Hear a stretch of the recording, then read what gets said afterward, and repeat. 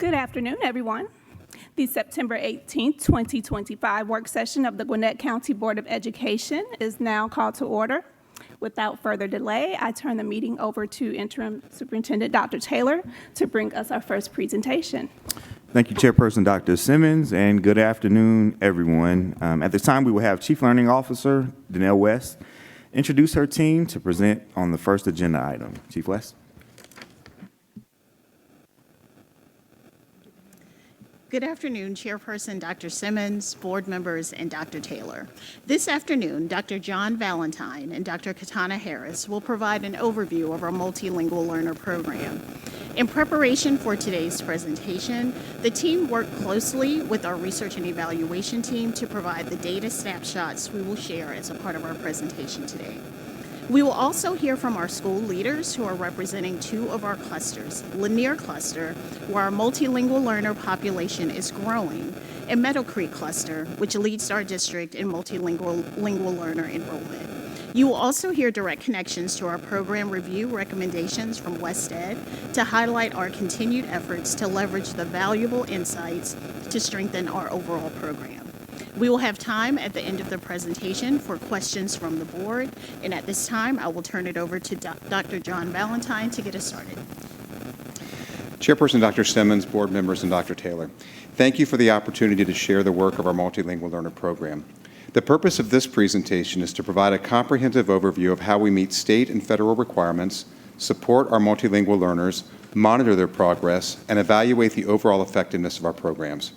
By the end of this presentation, you'll have a clear understanding of our commitments to ensuring equitable and effective education for all students. I would now like to introduce Dr. Katana Harris, Director of Multilingual Learner Programs, to provide this update.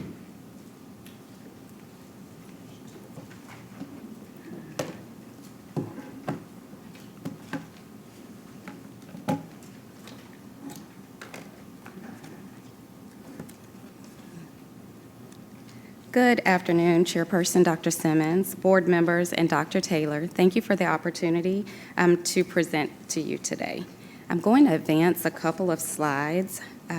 John shared our agenda items today.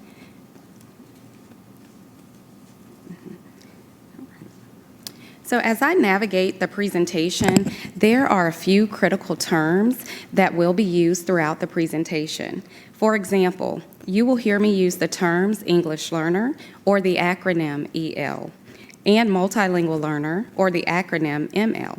The state of Georgia uses English learner or EL when referring to students. In 2022, GCPS adopted the more asset-based language of multilingual learner or ML. This descriptor and acronym is aligned to the language of the WIDA standards, the World-Class Instructional Design and Assessment Consortium, which is a U.S.-based collaborative group of 41 member states, territories, and federal agencies. You will also hear me say English to speakers of other languages, or ESOL, or ESOL.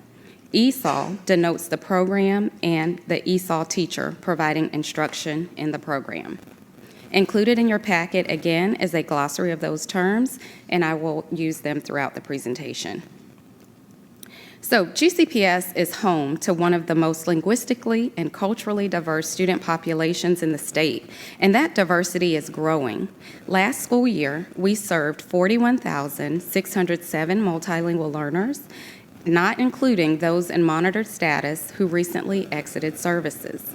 Of these students, 80% identified as Hispanic and 13% as Asian. More than half were in elementary school, with the rest evenly split between middle and high. A significant majority, approximately 82%, qualified for free or reduced price lunch, and over a third were newcomers in their first or second year in a U.S. school. Altogether, our ML students represent 145 countries and speak 92 different languages at home. To better understand the scale and significance of our multilingual learner population, let's take a look at how GCPS compares to other large districts across the metro area. This slide helps us to understand GCPS's multilingual learner population in relation to other major districts across Metro Atlanta. What you're seeing here is the percentage of students identified by the state as limited English proficient, which includes both students currently receiving ML services and those who exited within the past 2 years. It's important to note that the chart does not include 2025 data, as those figures are released by the Governor's Office of Student Achievement and are not yet available for the previous year. Over the past 6 years, GCPS has seen a steady increase in the share of multilingual students, rising from 22% in 2019 to 26% in 2024. This growth is not only reflects the deepening need for multilingual learner support, but it also positions GCPS ahead of our neighboring districts in terms of our ML representation. Additionally, Gwinnett is nearly double the statewide average, and when we shift from percentages to actual student counts, the data becomes even more striking. Gwinnett's student population is nearly twice the size of the next largest districts, meaning the number of students served through our ML program far exceeds the other districts in our region. Following this previous slide, comparing ML populations across metro districts, this slide looks at our ML student population using our internal data. Over the past 6 years, the number of ML students in our district has increased by more than 40%, rising from 29,470 students in 2019 to 41,600 students as of the current school year. This upward trend is illustrated by the dark blue line on the graph. To provide additional context, we've also included data on students who have exited ESOL services and are now classified as former MLs. These students are disaggregated by the length of time since their exit. This data highlights both the rapid growth of our ML population and the ongoing impact of ESOL services across time. Now that we've seen how GCPS compares regionally, let's take a look at how the ML population is growing across our board area districts. This graph shows the growth of multilingual learner students across all board areas. District 5 stands out with the highest concentration, nearly double the district average, and is the fastest growth, rising from just under 40% in 2019 to nearly 50% in 2025. Districts 4 and 3 follow with notable increases, while districts 1 and 2 remain lower but are showing steady growth. The gray line represents GCPS overall, providing a district-wide comparison.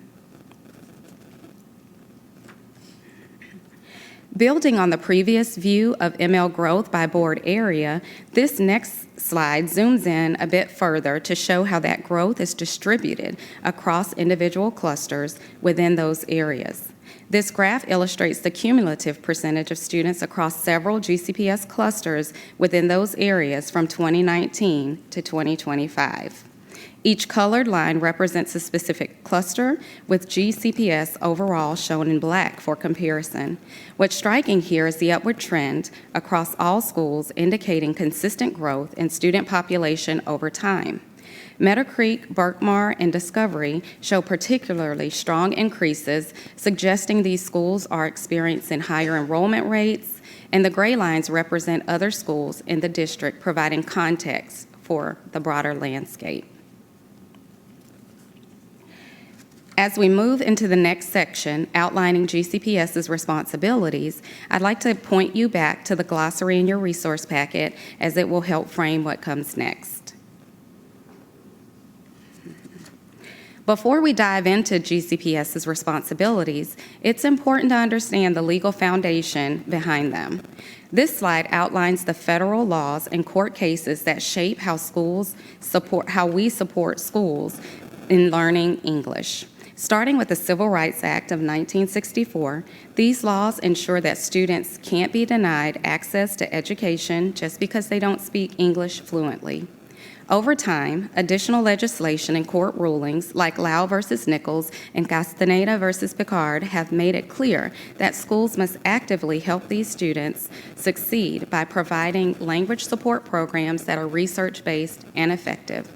In short, it's not just best practice, it's legal obligation to ensure all students can participate in school fully. Now, let's see how these federal and state responsibilities translate into practice here in Georgia and how GCPS fits into that picture. The state of Georgia is a member of WIDA Consortium and has adopted the WIDA ELD Standards Framework as the English Language Proficiency Standards. This consortium includes 41 U.S. states, territories, and federal agencies. Being a part of this extensive network connects GCPS to a robust system dedicated to supporting multilingual learners through research, design, and implementation of high-quality, culturally and linguistically appropriate educational standards. Understanding how our students are identified as a multilingual learner or English learner can help with supporting our students. It begins with our EL identification process. A family completes the Home Language Survey, or HLS, upon registering their child for the first time in a U.S. school.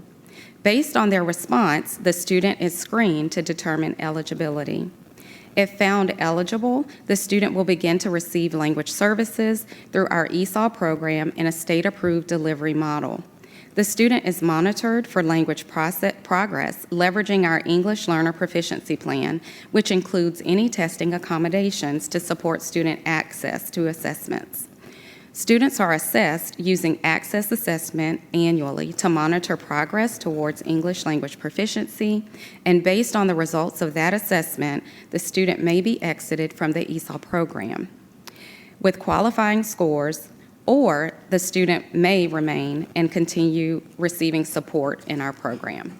After exiting the program, we continue to monitor their academic progress for up to 2 years to ensure that students are thriving after exit. On the previous slide, we touched on exit criteria. I'm going to take you a little bit deeper in that process and what exit actually looks like for students in GCPS, including the different pathways to exit services. To automatically exit, students in grades 1 through 12 must score a 5.0 or higher on the Access Test overall composite proficiency level. Kindergarten students must meet that same overall score, plus score 5.0 or higher in listening, speaking, and reading, and at least a 4.5 in writing. Additionally, students may be considered eligible to exit ESOL services if they meet the GCPS reclassification criteria noted on the slide. Students in grades 1 through 12 must score between 4.4 and 4.9 composite proficiency level, and also score at least 3.5 in reading and 3.0 in writing on Access Assessment. Our kindergarten students are not eligible for reclassification. Once identified as eligible for reclassification, schools hold English Learner Reclassification Team meetings to determine whether a student will be exited using our GCPS reclassification criteria, or if the student will continue services. This decision is documented on a student's English Learner Reclassification form and becomes part of the student's permanent record. For our students with significant disabilities, we use alternate access, a modified version of the Access Test. These students must exit if they score 5.0 or higher and can be reclassified if they score a 4 or higher on the alternate access. So I've shared a lot about how students are exited from ESOL services. Now let's take a look at how our students are supported while they're in the program. Across GCPS, we use 6 state-approved delivery models to support our multilingual learners, and each school selects the most appropriate delivery model or combination of models based on students, teacher certifications, and school demographics. As you look at the slide, take a moment to review the key, as it helps to clarify the teacher's role and the types of learners in each classroom. Starting from left, in the pull-out model, typically used at the elementary level, the ESOL teacher takes multilingual learners into another classroom setting for small group instruction focused on building English skills. In the push-in model, also known as co-teaching, the ESOL teacher collaborates and works alongside the classroom teacher in support of language development. The cluster model is an innovative model approved by the state under our Swiss waiver. This model includes a classroom teacher who is certified in ESOL and in a content area and teaches a mixed group of multilingual learners and non-ML learners.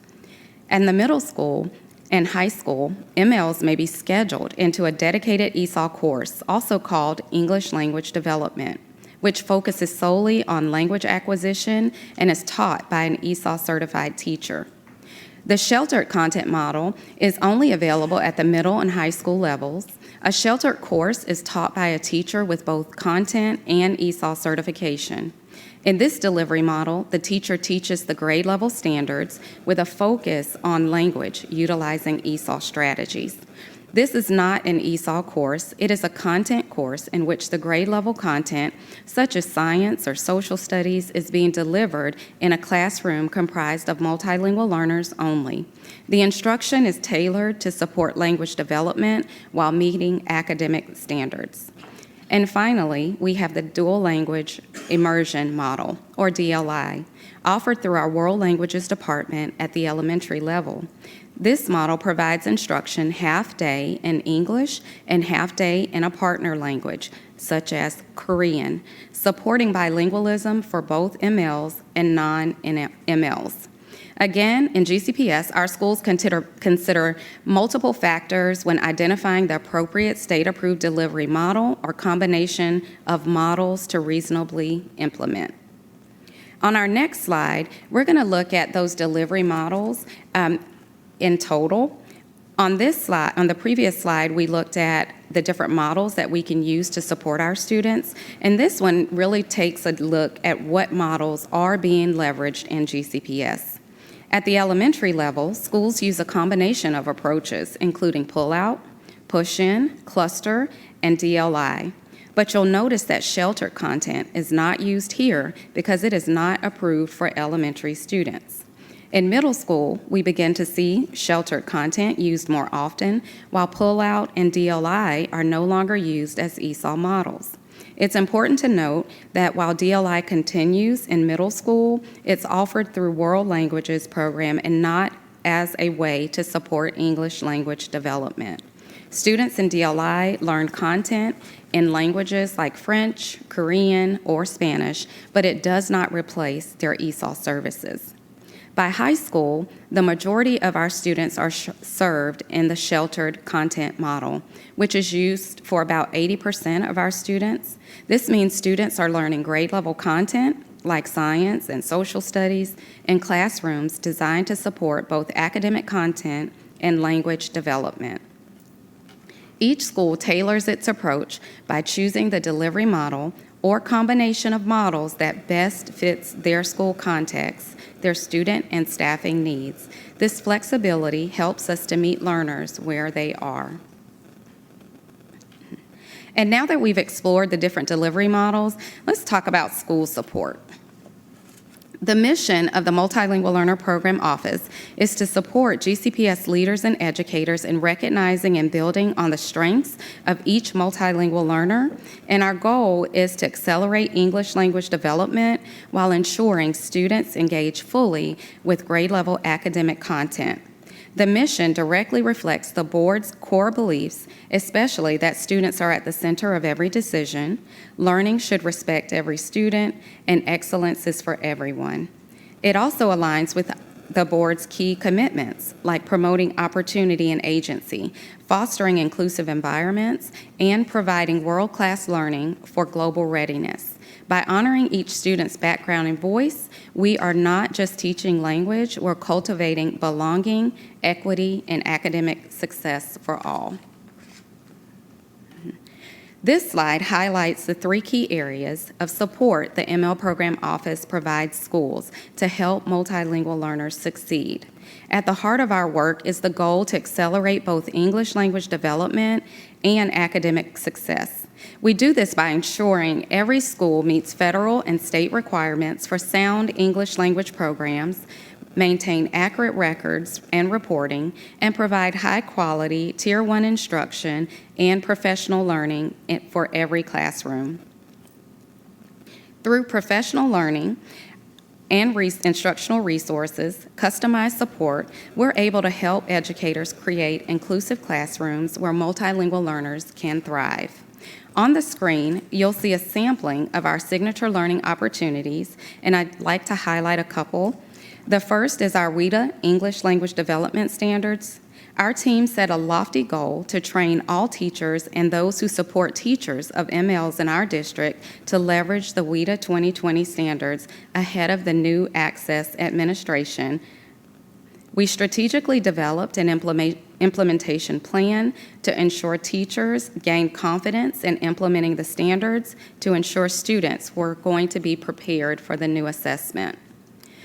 Our office also leads the GCPS ESOL endorsement program. This is a master's level course that equips teachers with research-based strategies and classroom implementation support. This is a free program and does not require participants to take the GACE. All program completers have a renewable endorsement added to their educator certificate, and as funding allows, a stipend is provided to those teachers who complete within 1 calendar year. And the last that I would like to highlight is our partnership with UGA, Center for Multilingual Learner Education, Research, and Innovative Teaching. Back in 2022, in partnership with UGA, we developed and launched the Instructional Conversation Cluster Initiative, and our team strategically planned and implemented targeted professional learning for vertical teams focusing on building teacher capacity and implementing instructional conversation, a small group strategy to increase sustained oral student interactions. This is only one of, or a couple of the different learning opportunities that we provide for our staff. I thought it would be wonderful for us to take a look at some of our past professional learning and the way that our ML coaches and specialists are providing support across our district. The largest focus was on teacher coaching, making up over 32% of our efforts. That shows we're prioritizing direct hands-on support for classroom instruction and are engaged in helping teachers grow their instructional practice directly in the classroom. Next, customized professional learning accounted for 25%, which reflects our commitment to tailoring professional development to meet the unique needs of staff and students. Next, you're going to hear from 2 of our clusters who are engaging in some of that customized school support.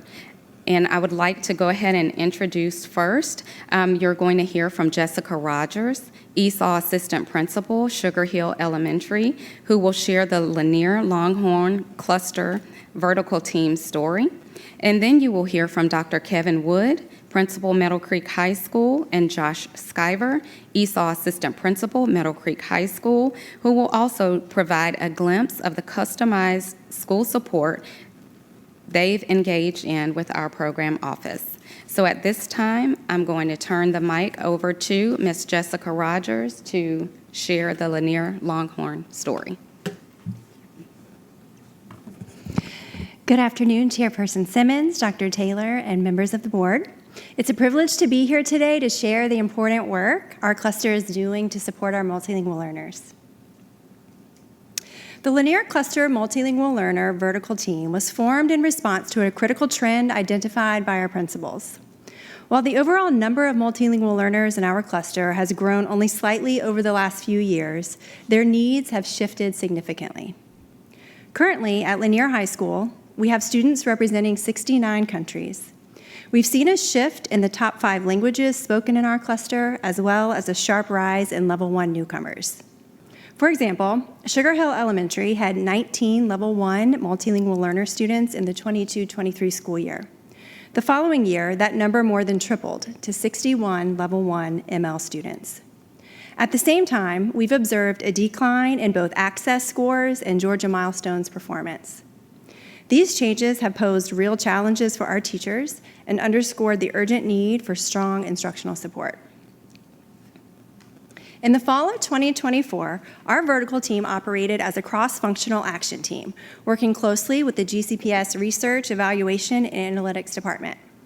Together, we analyzed cluster-wide data, looking at assessment trends, demographic shifts, and teacher feedback to pinpoint where our multilingual learners in our cluster needed the most support. The findings were clear. Our teachers needed more tools, strategies, and professional learning to effectively serve an increasingly diverse student population. Over the course of 3 intensive sessions, our team compared current instructional practices to research-based best practices, examined the role of student voice in the classroom, and engaged in honest reflection about what's working and what's not across our schools. We reached consensus on 2 cluster-wide priorities. First, increasing student language output, meaning the active use of language through speaking and writing by fostering conversation-rich instruction. And 2, equipping teachers with strategies to make grade-level content accessible while building language proficiency. These priorities became the foundation for our professional learning in the second semester. In January 2025, we officially launched the Lanier Cluster Multilingual Learner Vertical Team, now 31 members strong, representing kindergarten through 12th grade across all cluster schools. This structure has enabled us to learn together and align instruction across grade levels and cluster schools, emphasize scaffolding and academic language, and create intentional pathways of support for students. Already, we're seeing stronger collaboration and a deeper shared commitment to equity and rigor across the cluster. And although we're still early in this work, we're already seeing promising results. The ML Programs Office has been instrumental to our cluster's vertical team work. They've helped us disaggregate data, refine our focus, and co-design a professional learning series. They've attended our vertical team meetings, delivered training directly to our vertical team, and supported us as we re-delivered that learning to all of our Lanier Cluster teachers. Their partnership has been invaluable. Looking ahead, the Lanier Cluster Vertical Team will continue our work through the 25-26 school year. We will re-deliver professional learning and instructional conversations training for all cluster teachers, implement standardized learning walk tools to measure our impact, and continue monitoring access and milestones performance to guide our next steps. This work reflects our belief that our multilingual learners deserve both academic challenge and a supportive community while growing their language proficiency. By investing in teacher capacity in partnership with the ML Programs Office and cluster-wide alignment, we're laying the groundwork for lasting student success. Thank you.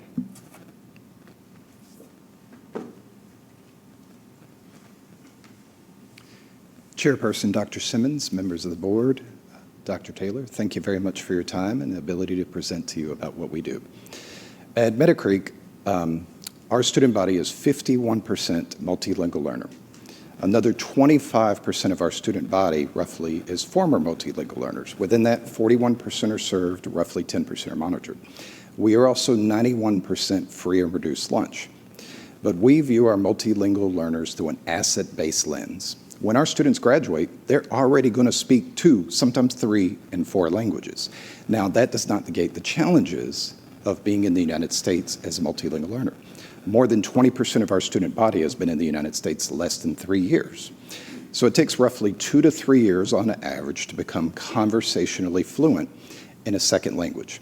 It takes on average 7 to 11 years to become on grade level academically fluent in a second language in terms of reading and writing. So in terms of our problem of practice, it's that there is a difference in the outcomes on standardized assessments between our multilingual learners and our other students. That is the challenge. We have taken this on as a cluster to remedy the situation and close those gaps as much as possible. So in our theory of action as a cluster, we chose instructional conversations. As currently mentioned, we partnered with the Multilingual Learner Programs Office and Merit, formerly known as Class A at the University of Georgia. We had several of our staff trained over the years. One is trained as an instructional coach and partnered with them to go as a cluster to practice as our primary pedagogical strategy.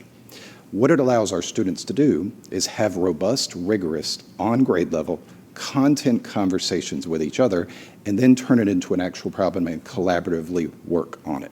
The more you speak English, the more you speak the second language, the quicker you will supply it.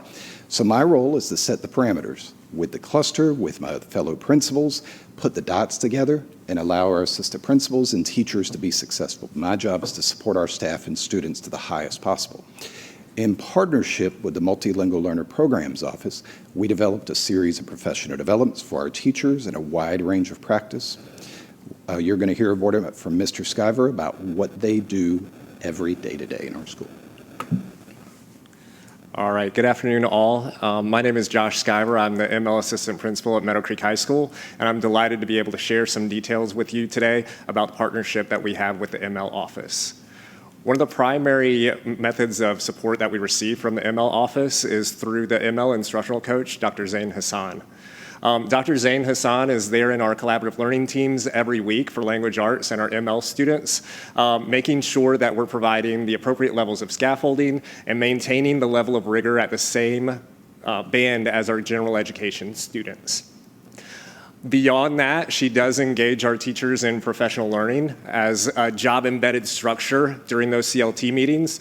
Most recently, she provided professional learning on scaffolding, multilingual learner assessments, and looking at background knowledge too. How much background knowledge do our ML students need in comparison to our general education students? And it's all based on the research, the most timely research. From there, she does provide feedback via walkthroughs, all in alignment with our instructional conversations pedagogy.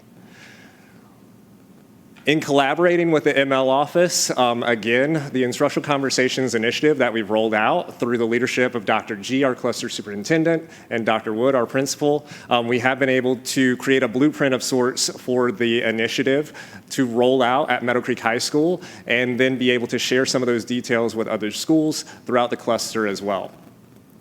For the past 3 years, we have collaborated to drive instructional conversations as that cluster-wide initiative.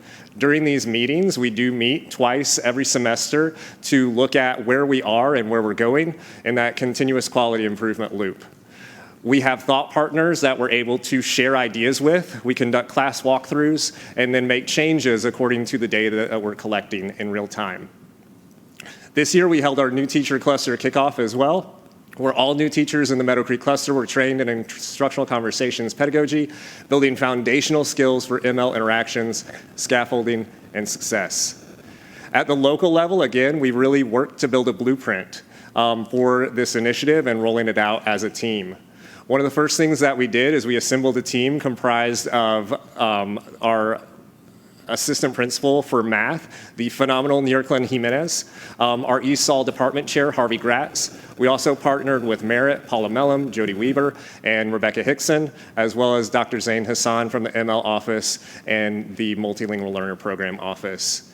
In the spring of 2024, we drove through the math implementation and helped our teachers all build their capacity to share in that instructional strategy, working to build quality interactions among students.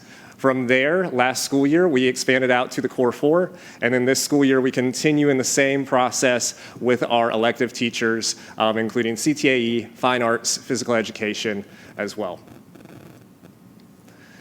As you can see here, we have collected some data specifically for the math portion of this, as this was the first area where we rolled out this initiative.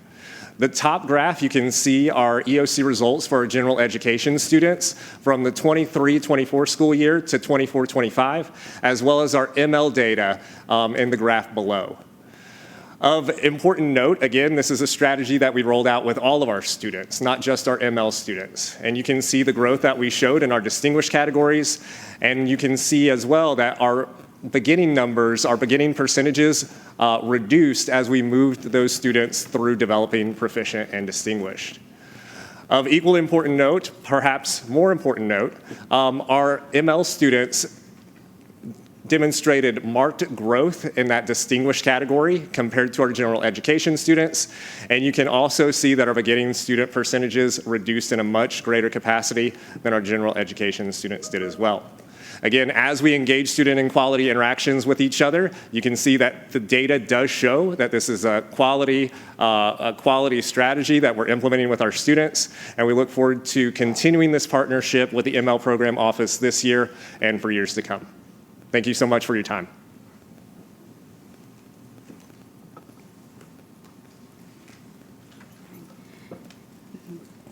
Thank you, Lanier Cluster and Meadow Creek Cluster, for sharing your story. Now I'm going to just navigate us through a little bit of our progress.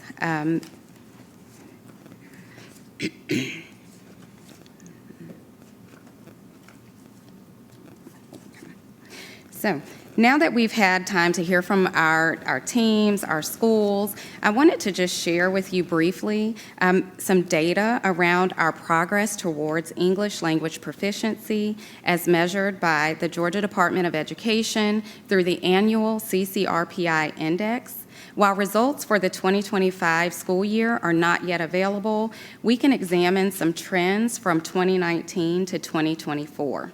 So when we look at progress towards English language proficiency, we see some encouraging trends, especially at the elementary level, where scores have steadily improved after a dip in 2020, rising from 82 to 92, or 83 to 92 by 2024.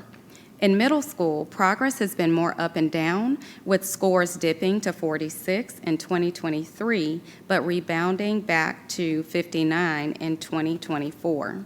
This tells us we need to keep strengthening our support during those transitional years. And for our high schools, the index has fluctuated a bit in recent years. However, GCPS is on par with many of our neighboring districts. To address this fluctuation, we have some specific instructional supports to address ML needs at the high school level.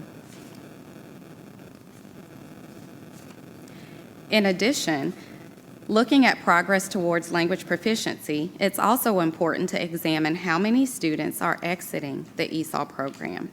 This chart gives us a regional perspective showing exit rates of multilingual learners across Metro Atlanta from 2019 to 2024. One key takeaway here is Gwinnett County's exit rates have remained steady, hovering around 10%. Statewide exit rates averages have gradually increased, and this gives us an opportunity to connect with our neighbors to learn more about their reclassification criteria and exit rates to see how we might need to re-examine information around GCPS criteria.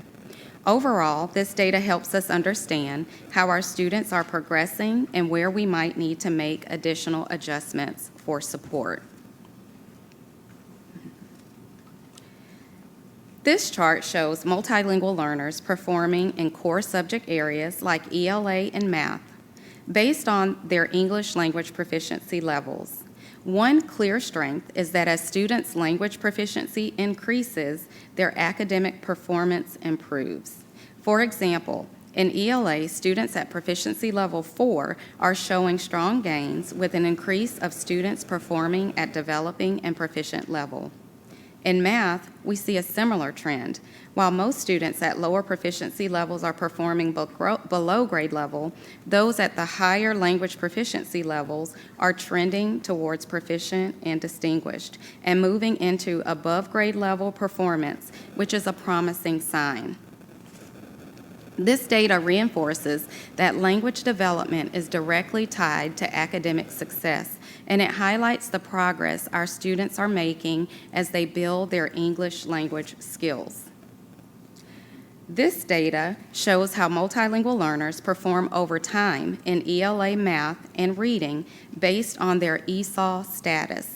One of the most encouraging highlights is that students who have exited the ESOL program for more than 2 years are outperforming their peers, including those who were never classified as multilingual learners in both ELA and math.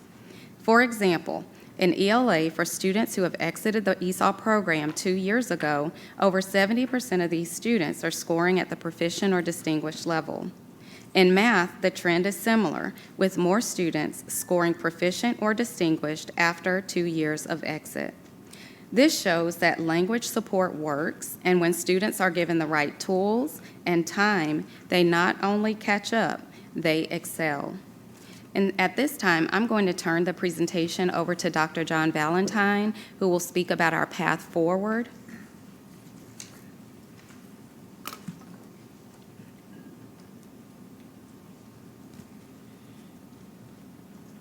So we would now like to tie this work into recommendations from the recent WestEd report. First, we will support the board in establishing a district-wide vision for multilingual learners, a vision rooted in an asset-based mindset. Second, we will strengthen classroom instruction by increasing academic rigor and implementing practices that develop language and content development simultaneously.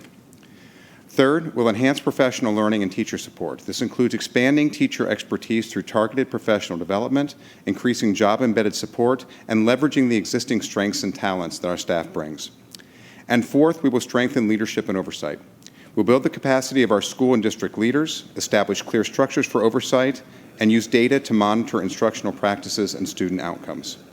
Finally, we will elevate family engagement. We'll educate families about our programs, expectations, and outcomes, and provide learning opportunities across schools, offering professional development for parent liaisons to better support and connect with our multilingual families. Together, these steps form a comprehensive and intentional strategy to ensure that every multilingual learner in our district is seen, supported, and empowered to succeed. I'd like to outline the progress we've made in the past 2 years and the promising work on the horizon for the next school year. Since 2023, our work has been focused, intentional, and deeply rooted in equity and access skills and immersion learning principles, emphasizing relevance, self-direction, and learner experience. This approach challenges us to think deeply about how we sequence language instruction in our own dual immersion classrooms. Additionally, these connections to French immersion programs may provide valuable partners for our own Grayson Cluster French dual immersion programs. We saw how high-quality pre-K programs can be a powerful tool for closing achievement gaps, especially for students with disabilities. The impact on early literacy, language, and social skills was clear, reinforcing our belief that early intervention is essential for long-term success. We examined a tier intervention model that uses assessments not just to measure progress, but to drive instruction. We explored robust adult education programs that offer high school diploma completion, vocational training, flexible scheduling, individualized support with a focus on social integration.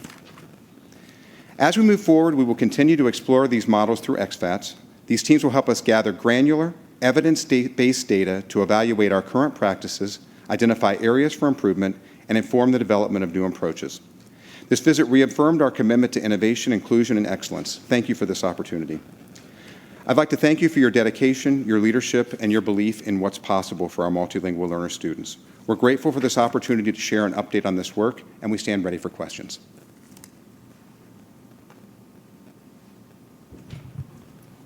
Thank you so very much, Chief West, as well as Dr. Valentine, Dr. Harris, and our principals represented here today and assistant principals. We appreciate the presentation.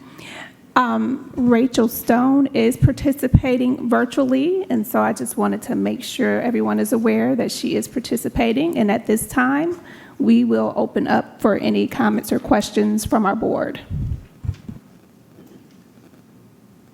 Thank you, Chairwoman Dr. Simmons, and thank you, Kevin Wood and John Skyver, for just taking time to present this afternoon. I am definitely interested in learning more about the professional development for teachers, as I've heard from stakeholders the reality that many teachers teach multilingual learners, but they may not speak, or they do not speak multiple languages or hold the ESOL certifications. And I just have 2 questions for the district around some of the specific metrics that we're using. I think Dr. Valentine, you mentioned this towards the tail end of the presentation. The measures that we're using to determine that our multilingual programs are successful. And I have some wonderings around whether teacher satisfaction is a part or factored into how we measure the success of our ML programs, as well as attendance, discipline, or baseline data.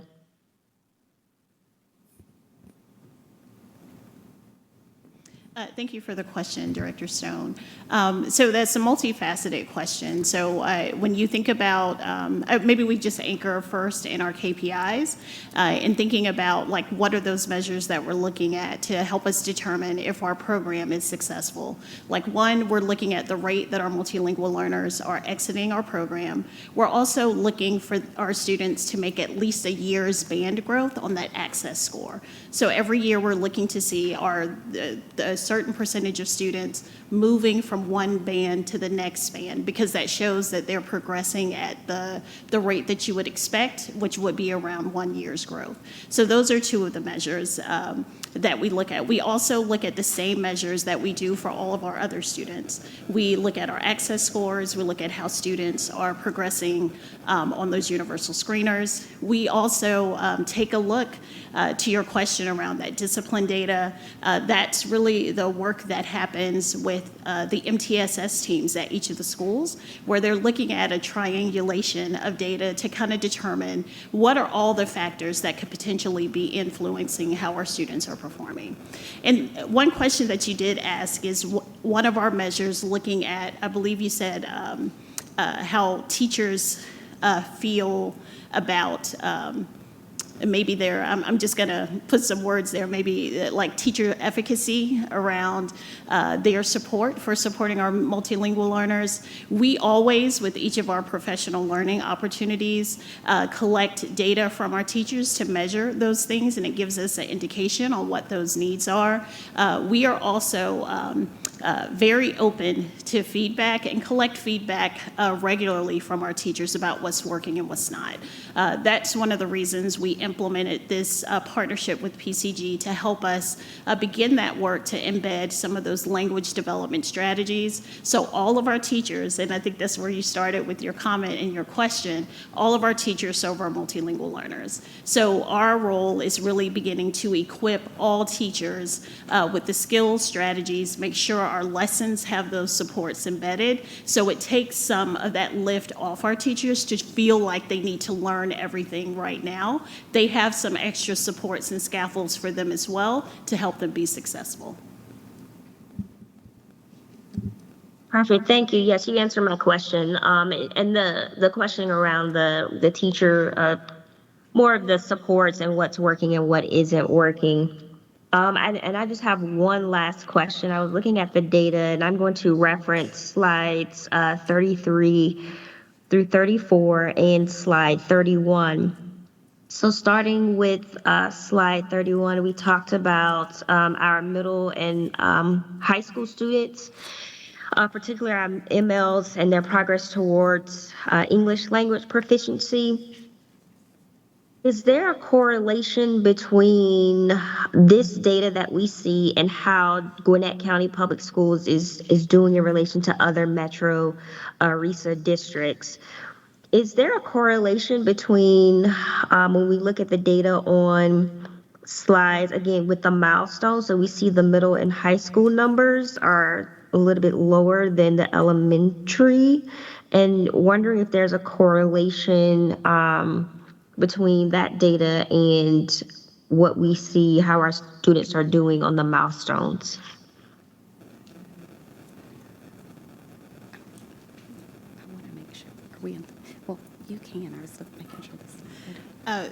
If I'm, I think, are you asking if this data here correlates to the milestone data, which I think might be on the next slide, actually shows that access data, which is how our multilingual learners, we're assessing their language development skills and how they are acquiring the English language over time. And what you're seeing here is the access scores across the bottom, and the milestones achievement levels is what's sort of color-coded for the students across the top. So when we compare ourselves to the other metro districts in our area, whenever you see those slides that's showing that comparison, it's looking at specifically at how our multilingual learners are comparing in terms of performance to the multilingual learners in those districts as well. Okay, perfect. Thank you. And the slide 36 that we see on the screen here is my slide, the most recent version I was sent, which is it's showing as slide 33. So I'm also asking about slide 34, the next one, when we're looking at the breakdown of our 2025 milestones performance by ML status. So we have the current MLs all the way down to students never served. So I was just wondering if there's a correlation between this slide and the previous slide. So it's showing us 37 and 36 on you all's end, and the slide where we see the comparison around how comparison with our ML progress towards English language proficiency. So the original district, Metro Atlanta district comparison with our milestones. And so my question is around whether there's a correlation between looking at our middle and high school students and how our MLs are performing on the milestones.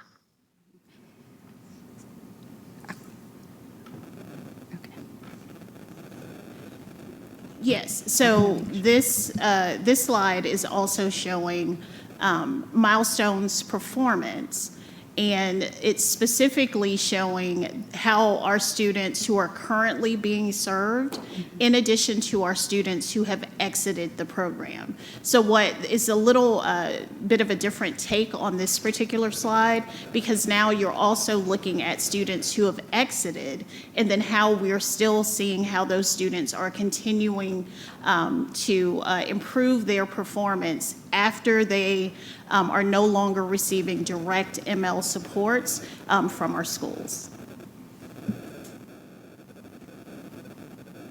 Okay, perfect. Thank you. And I think we discussed this last month with our milestones, but love to see how our MLs have been doing, just as a baseline, right? How our MLs have been performing over the past 5 years, just to kind of look at the growth or trend from year to year. But thank you so much. That is all the questions that I have. Great presentation. Thanks, Principal Wood, Mr. Skyver, and the Lanier Cluster. Good to see you, Nick. I have a question that wasn't addressed, but hopefully it's not too far off topic. The International Transition Center, how does it play in? Because I think we have over the years used that as a way to jumpstart MLs. Would like to know, and what is its scope? Because my understanding is it's somewhat limited, maybe 6 clusters. So I'd really love to know how it fits in the overall scheme of things. I'll jump in since I'm the largest site. So I don't want to put words in Dr. Franston's school. He's an amazing leader. So he's on my site probably a couple days out of the week. I have a little over 200 to 220 of his students on my campus.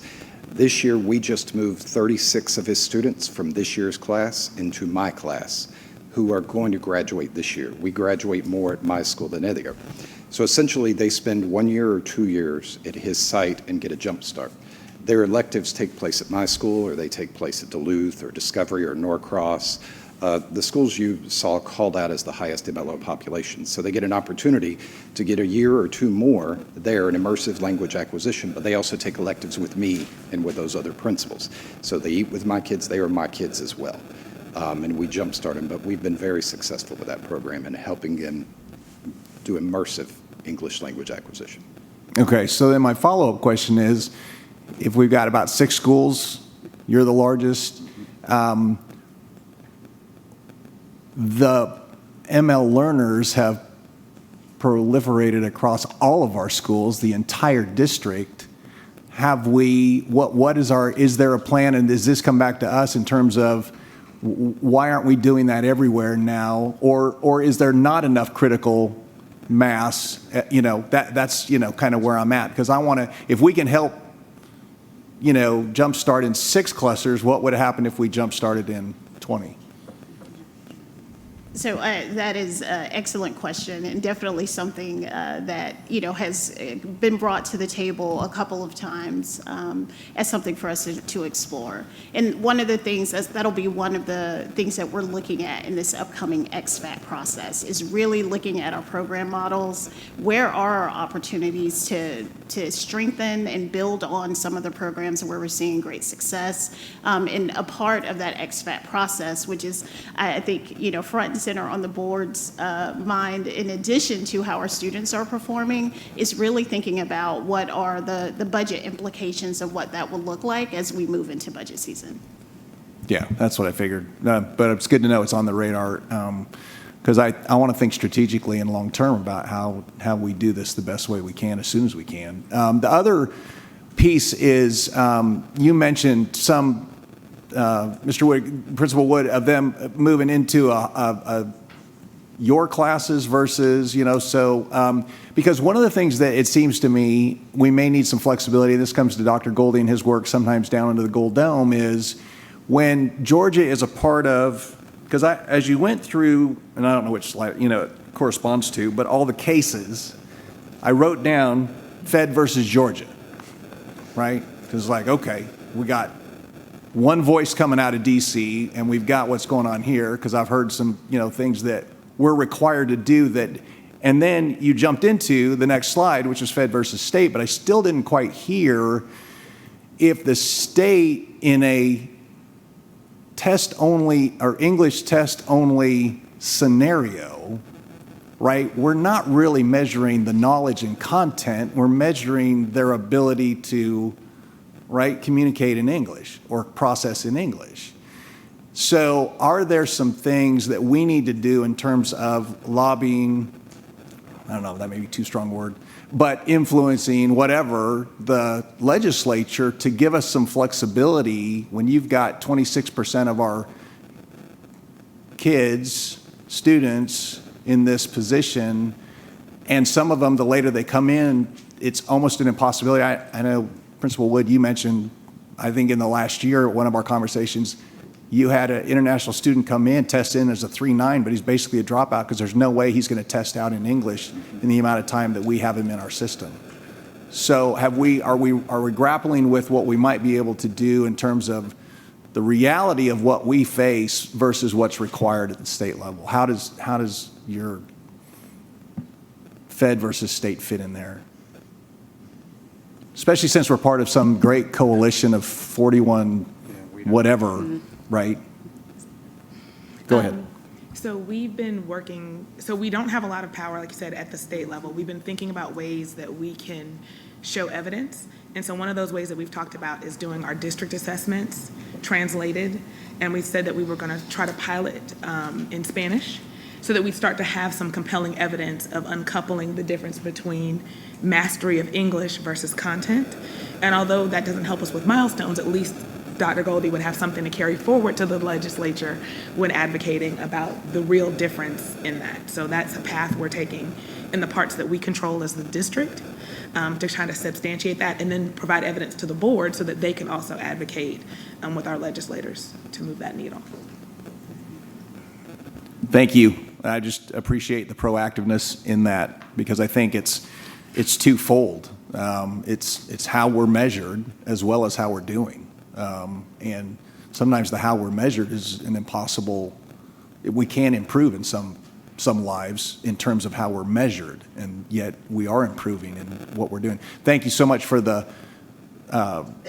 specialization in looking at and empowering some of our more critical clusters in this area to do some real investigative stuff that we can roll out to the rest of our district.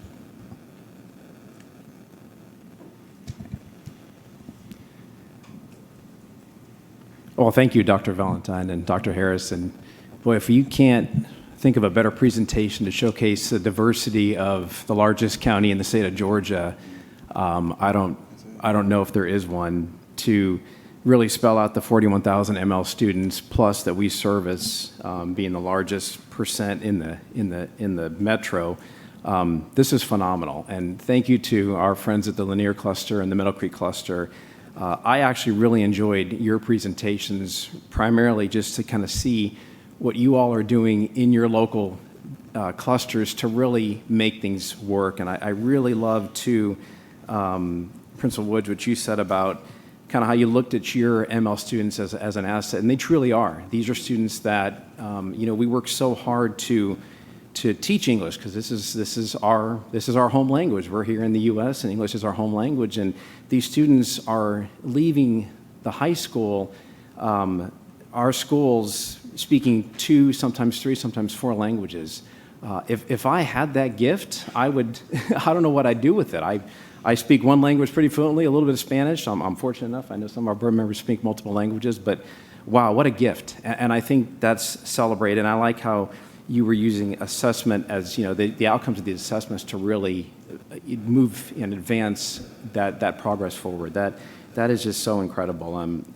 This really speaks to the advancement, the movement that we're doing in this district to really address the needs of our ML students, 100+ languages. That is such a heavy lift, and I love all the work that we're doing. There was, really one question. If we can kind of step back a couple slides from this, I think it's maybe 35 on yours. Really just more of a general. Well, no, let's go the other way. One more. Actually, no, you're right. One more slide backwards. Do we have an idea why the dip in 2023 in the middle and high school levels? Again, just curious. Is this kind of full blown coming back into school, COVID related? I have no idea. I'm just curious.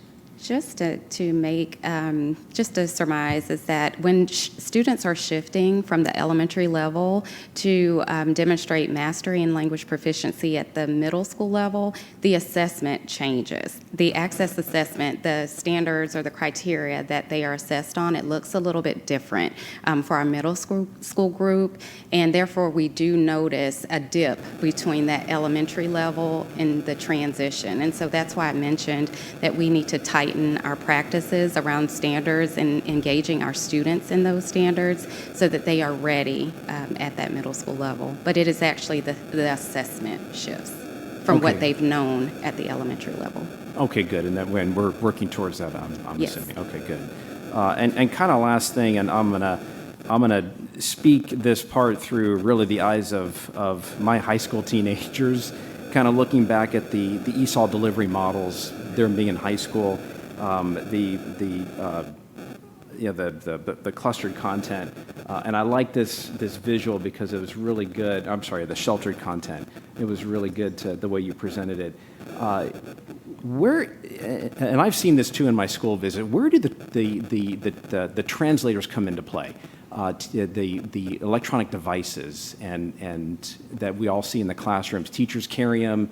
Computer systems. Do they come into play with these students that are obviously in the classrooms as well, alongside the fully English-speaking students next to the students that speak other native languages? Mm-hmm.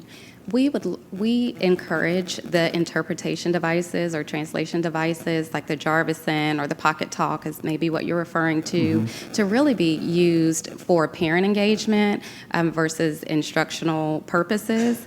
However, they can come in handy to interpret directions. If a student has to complete an assignment, teachers have them to leverage to at least set that tone of what are we actually doing to give students a jump start. Okay, so it sounds like those are not necessarily encouraged during main instructional time with all students in the classroom? Okay, all right. Correct. Just balancing the use so that it does not present for our students to rely on those devices versus to actually immerse themselves in learning the language. So we do encourage use with our families to ensure that we're being able to communicate effectively with them as they're entering our school buildings. And then teachers are encouraged to use them during instructional period or not necessarily? So they are not encouraged to use them or overly use them during instruction. We are encouraging schools to leverage them to ensure parent communication and to use them as needed to instruct students in directions on what their task is. The idea here is if the instruction, if we're looking at immersion education in English, so you want to have immersion education in English, but we know we can't just go out and speak English at people and they're going to pick it up. So that's where the structures come in place for us to provide those additional supports, those scaffolded supports for students, to train teachers on creating language goals, to allow that to be a truly immersion type environment where we're also providing students with the scaffolds to be able to access the language. Yeah, that's excellent. And I've seen all that in use in the classroom, so it's interesting to see how that all comes into play when you're talking about the simple English-speaking student, and, of course, the ESOL students that are in the classroom as well. So this is phenomenal work. This is really what makes Gwinnett great, and we're seeing it play out in the classroom. So thank you all, and keep up the good work. Thank you all so very much for your presentations. I also want to give a huge shout out to our principals who came to present, to share with us specifically what they do in their school systems. But for Dr. Katana and Dr. Valentine, thank you all so much for sharing this information. The first question I have is related to, if you can share with me the correlation around the MLLs and the SPED, special education students. And I'm asking this in particular because I'm interested in understanding, one, the correlation and our investments around point allocation to be able to address the needs. So if you look at slide number 7, if you can pull that up just to give people some reference, you'll see that District 5, which is the district that I represent, of course, we all represent all of our schools, right? But I was voted in District 5, and I'm very aware of the needs of this district in particular related to language and culture and experience in our school system. And there is an interesting point around trying to understand the multilingual language learner and the intersectional needs that they have related to special education and gifted.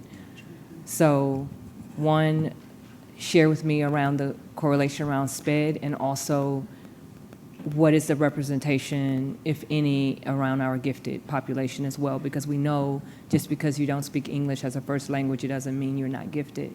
We have many brilliant, amazing students who speak another language but aren't engaged in the gifted program.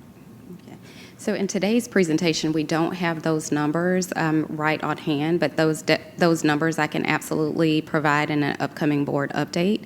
What I will share is that in our team, we collaborate closely with our SPED team as well as our gifted team. We're working together to plan instruction so that we can address that dually identified student, whether they're dually identified SPED or dually identified gifted. And so we are really tightening up that partnership and relationship amongst those two areas to see how we can better support and provide embedded supports within a local school day for our teachers who are instructing students who are dually eligible. And on top of that, I want to send a shout out to Dr. Riles Jenkins' office, our gifted director. We, this year as a district, hit 20% gifted identified, which is huge. This is the highest percentage we've ever had. And the bulk of that work has really gone into looking into schools, finding those students who historically were not identified, and providing those opportunities. So she actually works directly with schools to help them, to help show what would a non-English speaking or a low-level English speaking student look like who demonstrates gifted qualities. We can get the exact data for you, but that's really been a big push of that office. The goal of her office is that she wants the demographics of the gifted cohort to match this district. And we are working in that direction, getting very close. Also through her work with Equal Opportunity Schools, going into those schools, finding students who historically may not have looked like a gifted kid, finding that student, getting them a mentor, saying to them, hey, you are somebody who could be on the AP track, you could be on the gifted. So that's the work that really is going on, and we're digging in hard there. Okay. Thank you. And so, Dr. Harris and Dr. Valentine, if you can also share the plans around point allocation related to really addressing the needs. We see that there is a disproportionate gap here in our MLL learners, in particular in District 5, what are we specifically doing around point allocation for MLLs and also for the special education? Actually, I'll jump in here and really kind of extend on what they were saying. But I think you bring up, going back to what you initially started with that whole idea of the intersectionality and the multiple dimensions of difference that exist. I think the XFAT, that's really one of those primary goals of that XFAT that's looking at the specialized populations with gifted, ML, and our SWD group, really better understanding what the through lines in terms of instructional supports look like for each one of those student groups, but also specifically how we may need to support them from a resource perspective differently. And that's really, kind of zooming out a little bit. They were talking very granular and very specifically, but if we zoomed out, that's really one of the kind of the overarching goals to better understand. And right in that resource component would be how point allocations might need to look differently to better support those student groups. Okay, that would be great. I do think that's a huge opportunity we have, just from feedback around our school system and learning a lot about some of the gaps.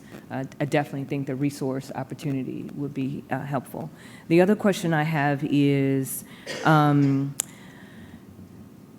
when we think about the migration of our students, so for example, Lanier High School presented today, and we may not typically see, and they're not really on the list here, like when you think about District 5 and District 4, they're not on, presenting on the chart as if there's a high multilingual population. And so I guess I'm curious around when we have some challenges that we're dealing with right now, like we have housing insecurity and food insecurity, in particular in District 5. It's a Title I zone. It's a Title I area. Lanier may not be as much, but there may be some need as people migrate because of housing insecurity. I'm just curious around how we are, and maybe this might be similar to your question, but how we're addressing some of those needs as people are migrating in search of affordable housing. And just like people move from Atlanta to Gwinnett in search of affordable housing, then we'll have people moving further north in search of affordable housing. And so I'm just curious around our planning around more of that. That can even impact a school that's not Title I that may end up being a Title I. We know that Title I schools have not to make it as if it's negative, it's just what it is. It's a lower income area for different reasons. But we need to do more to support those areas. So I'm just wondering our planning around the shift that may be possible. What I can share is when earlier in the presentation, we spoke about our supports, our school support. And of course, thanks to the board, we were able to add 8 instructional specialists this year to our team who provides strategic support to our Meadow Creek, Berkmar, and Norcross cluster currently. But in addition to that, our team has 9 additional instructional coaches, and they're assigned to every cluster in our district. And so what happens is no matter where the student is, we can absolutely navigate supports through our coaches and specialists. We also work and collaborate directly with our core areas who also have coaches and specialists that we're working with to go into the school to provide some of that teacher-facing support for students in the building instructionally. I think it's also good here to point out some of the work of the International Newcomer Center. Dr. Lynetta Ponte, her team, I've had an opportunity to spend a lot of time over there, and they really consider those wraparound services. So their goal as a family shows up from overseas is to be the welcome mat for that family. Let's give an anecdote that sticks in the back of my head that I think is pretty cool. They invited the public library to come out one day to speak to their parents about what services we offer and what the library offers and how they can help out. It was, for that library system, the largest number of library cards they had ever issued in history in one day. So those are the sorts of things that when we can, we try to bring those services. I know that she brought folks in from the Gwinnett Transportation. Folks came in, folks got bus cards for the first time. So we are doing some of that where we can. That's just an example. And my final question is really related to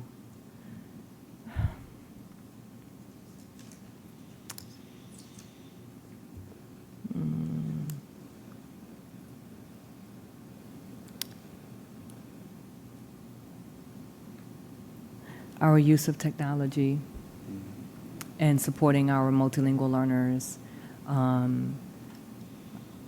We had a study from WestEd, and WestEd made some significant recommendations for our students. And one of those recommendations was to create a policy for our multilingual learners. We are currently in the process of establishing a policy committee and working on creating a robust, comprehensive policy to meet the needs of our multilingual learners.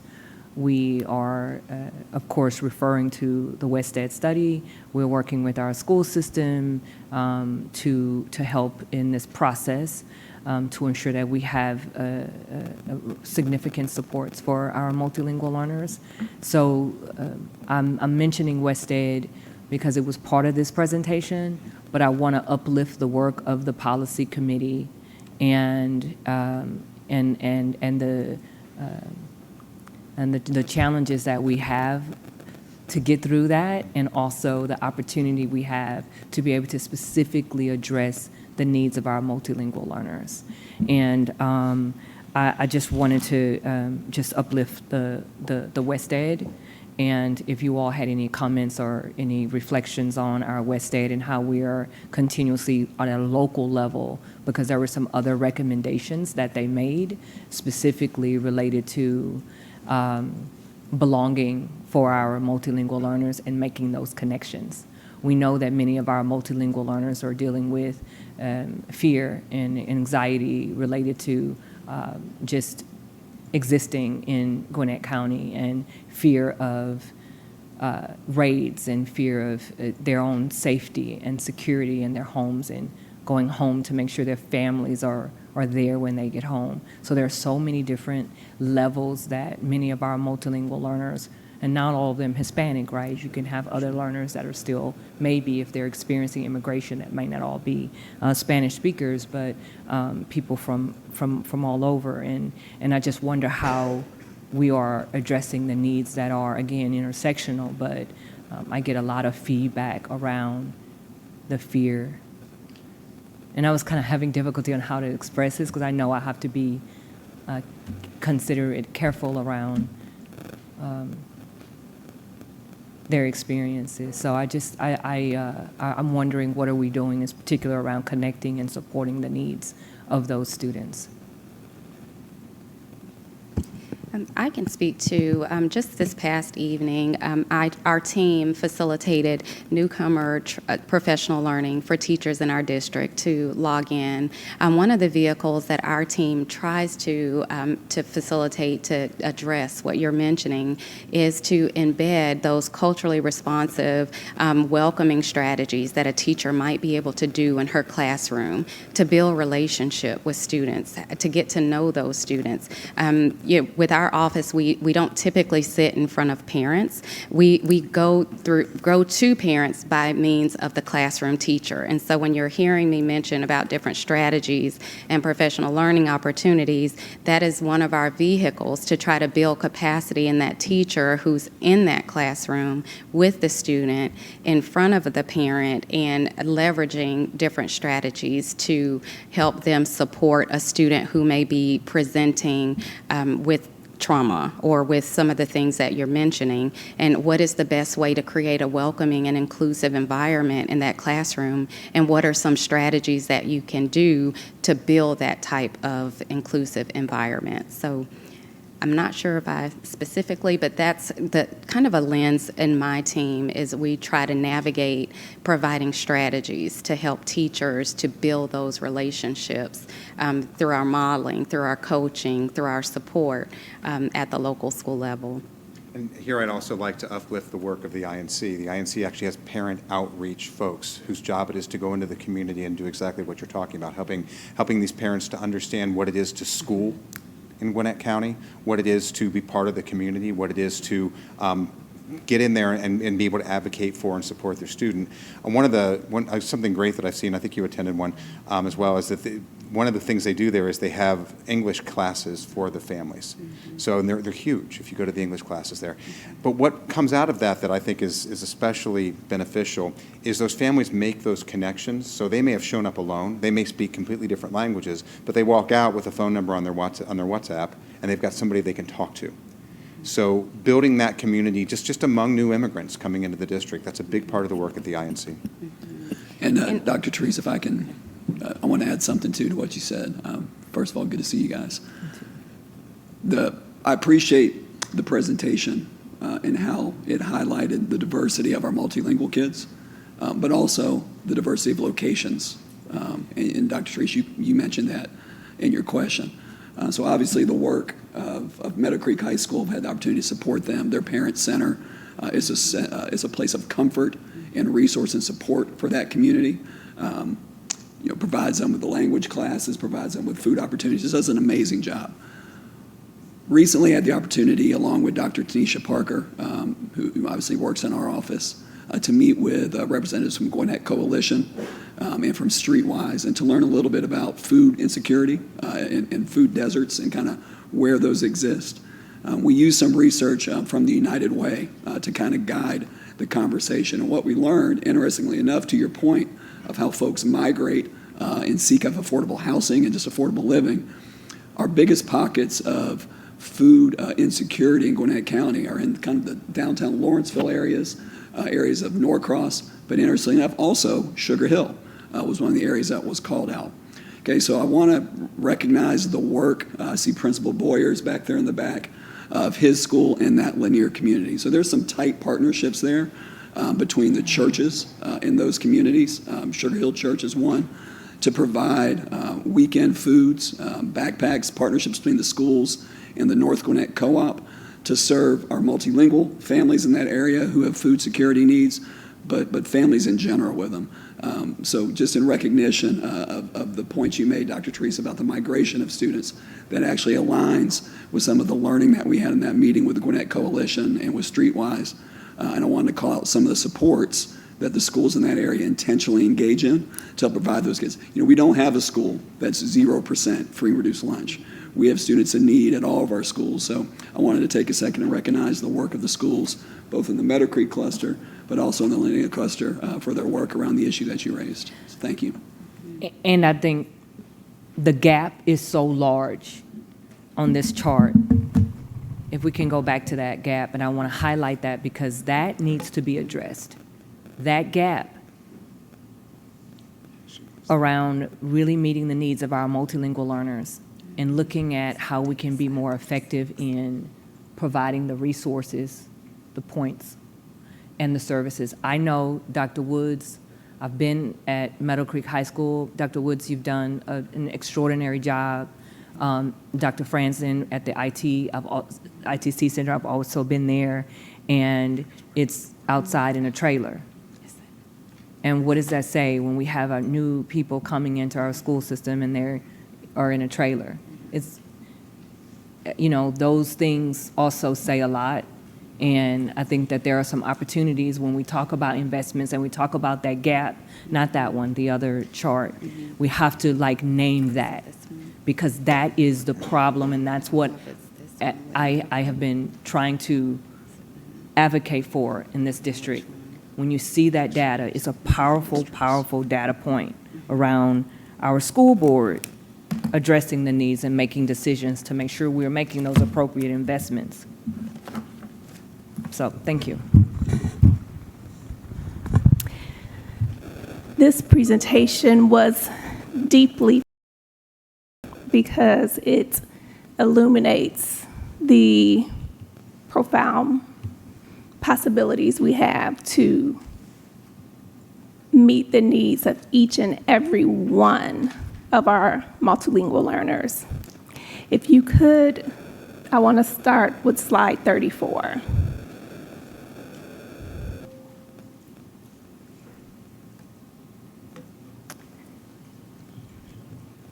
Okay, that's not slide 34 in my presentation. Let's see.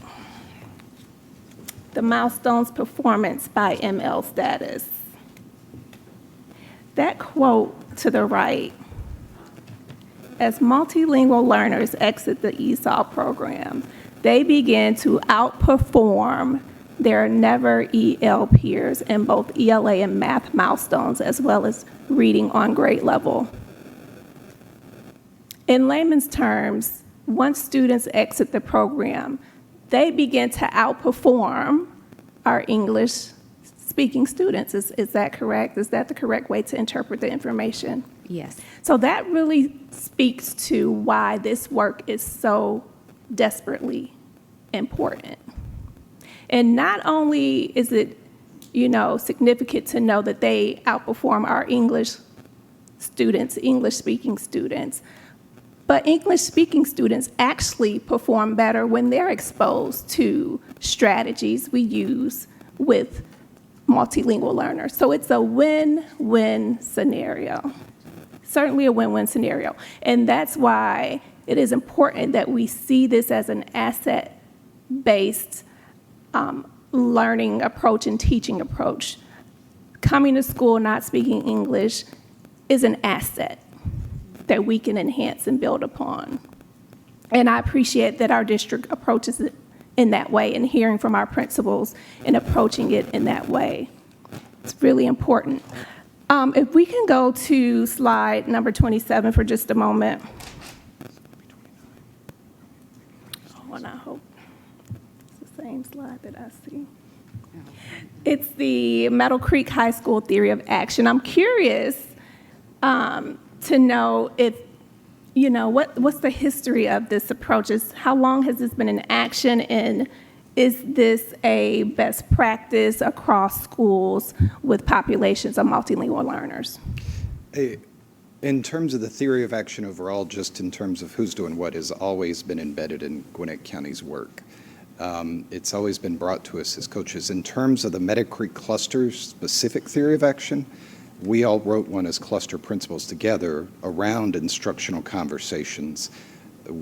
We did it informally in 23-24, formally last year, and we wrote it up together this year and included it in all of our local school plans for improvement.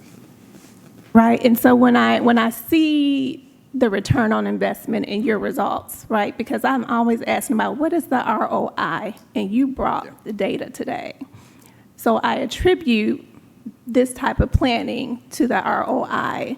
I'm curious as to, are we leveraging that as a best practice district-wide? How is that knowledge and strategy being elevated to support other communities with MLL students?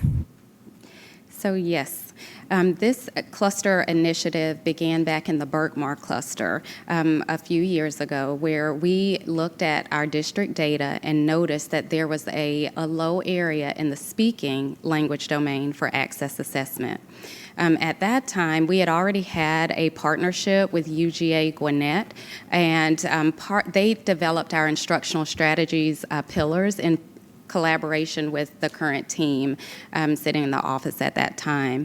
When we noticed that our speaking scores were lower, we thought, let's dig in here and see what strategy or small group strategy we could implement as a district to build listening, speaking, reading, and also writing, but academic-wise, in a way that our students will be able to communicate what they're learning in English. And so the institute or the initiative was born. And so essentially what we did is we worked to build a vertical team. We met with that team over the course of a year with Class A at that time, or Merit, to develop lessons and to build capacity across grade levels, elementary to high school, so that we could provide a track or a pathway for students who are engaging in instructional conversation at the elementary level to then be able to transition and begin having academic conversations at the middle, and so forth, so on in the high school. With that initiative, we landed in that cluster for a year, and in the second year, we shifted over to Meadow Creek cluster, and you're hearing about the efforts in that cluster, almost trying to replicate or duplicate that instructional conversations or the sustained oral interactions that WestEd mentioned in the evaluation. As we're supporting the different clusters, we are then shifting into another cluster, which is the Norcross cluster, and that's where our initiative was last year, where we did the same thing. We really just worked with a group of teachers across levels and their leaders to try to build capacity to re-deliver this particular strategy within the local schools. Because we focused in on where the need was in our Berkmar, our Meadow Creek, and our Norcross cluster, we also opened the training up to the district. So teachers were able to register and participate in the merit training for instructional conversations, even though we weren't specifically in their cluster. Our instructional coaches and specialists are leading that work in the clusters that we did not highlight initially, and meaning highlight were the Berkmar, Meadow Creek, and Norcross clusters, but across our district, our coaches and specialists are capacitized to provide that same training no matter the initiative is in that particular cluster or not. Thank you for the detail there. If you can go to slide 19 for me, the high-quality Tier 1 professional learning. I think Ms. Stone touched on this a little earlier, the idea of our teachers providing or being ESOL endorsed. Can you provide, and maybe you don't have the information today, but I am interested in how many of our staff members are ESOL endorsed, what that number has looked like over time, and if that's an area where we need more investment for teachers to be motivated to pursue the endorsement. So yes, motivated to complete the endorsement and resources to help with that. I'm looking now just to make sure. I believe it's about 2,900 staff members who are ESOL endorsed and or certified, but I can verify or provide that specific number in your board update. And if you can share just, again, the trend over the last 3 to 5 years, that would be helpful. Also, along the lines of the professional learning, I'm in looking at the learning that's extended. Maybe I'm overlooking I'm interested in hearing more about the ongoing formative assessment that's happening. When we think about general education, we have iReady. And then we have classroom assessments that are taking place, the DAs. Do we have something similar as it pertains to language acquisition or just the learning of our ML students to track their progress leading up to the access or the WIDA exam? So currently our district does not have an assessment tool that measures language during the year.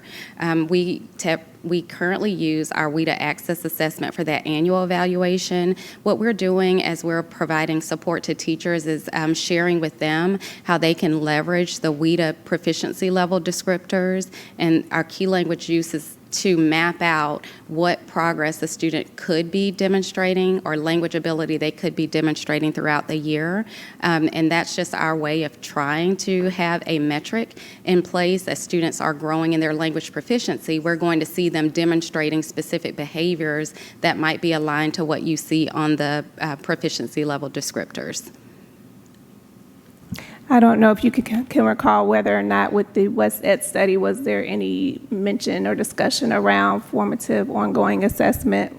Was that something that was noted as an area of opportunity? Just instructional, go ahead. Yeah, I was going to say the same thing. one of the things that was called out was really ensuring that our instructional practices in general, which would include like how we deliver instruction, the strategies that we use, and in addition to how we assess and monitor our students' progress, that is an area for growth. But one of the things that WestEd talked about in their findings is like as a system, we have to define like ultimately what our goal is for our multilingual learners. Is it that we want rapid English language proficiency versus, not versus, but another way to look at it is like multicultural, multilingualism being the focus, because there are two different approaches that you would leverage and prioritize in terms of if we needed to look into investing on a language proficiency assessment that we're using throughout the year. And one of the things that we always try to keep in balance, like our multilingual learner students are our general ed students. So everything that is expected of our general ed education students, our multilingual learners are those students as well. And access assessment is an additional assessment that they have on top of all the other assessments that our students are exposed to. So in moving in, if we investigate something or moving in that direction, we really want to look at the balance of like, are we over assessing, and then which assessments are going to be the most valuable, to your point, on return on investment, to help us know how to better support and monitor how our students are progressing. And again, that WestEd information is one of the core documents we'll be investigating as a part of this XFAT process, to really think about what are all the opportunities, and honestly, like thinking about what do we need to prioritize. We have talked about strategic abandonment for things that aren't leveraging and yielding the results that we would hope. So that's a part of that process.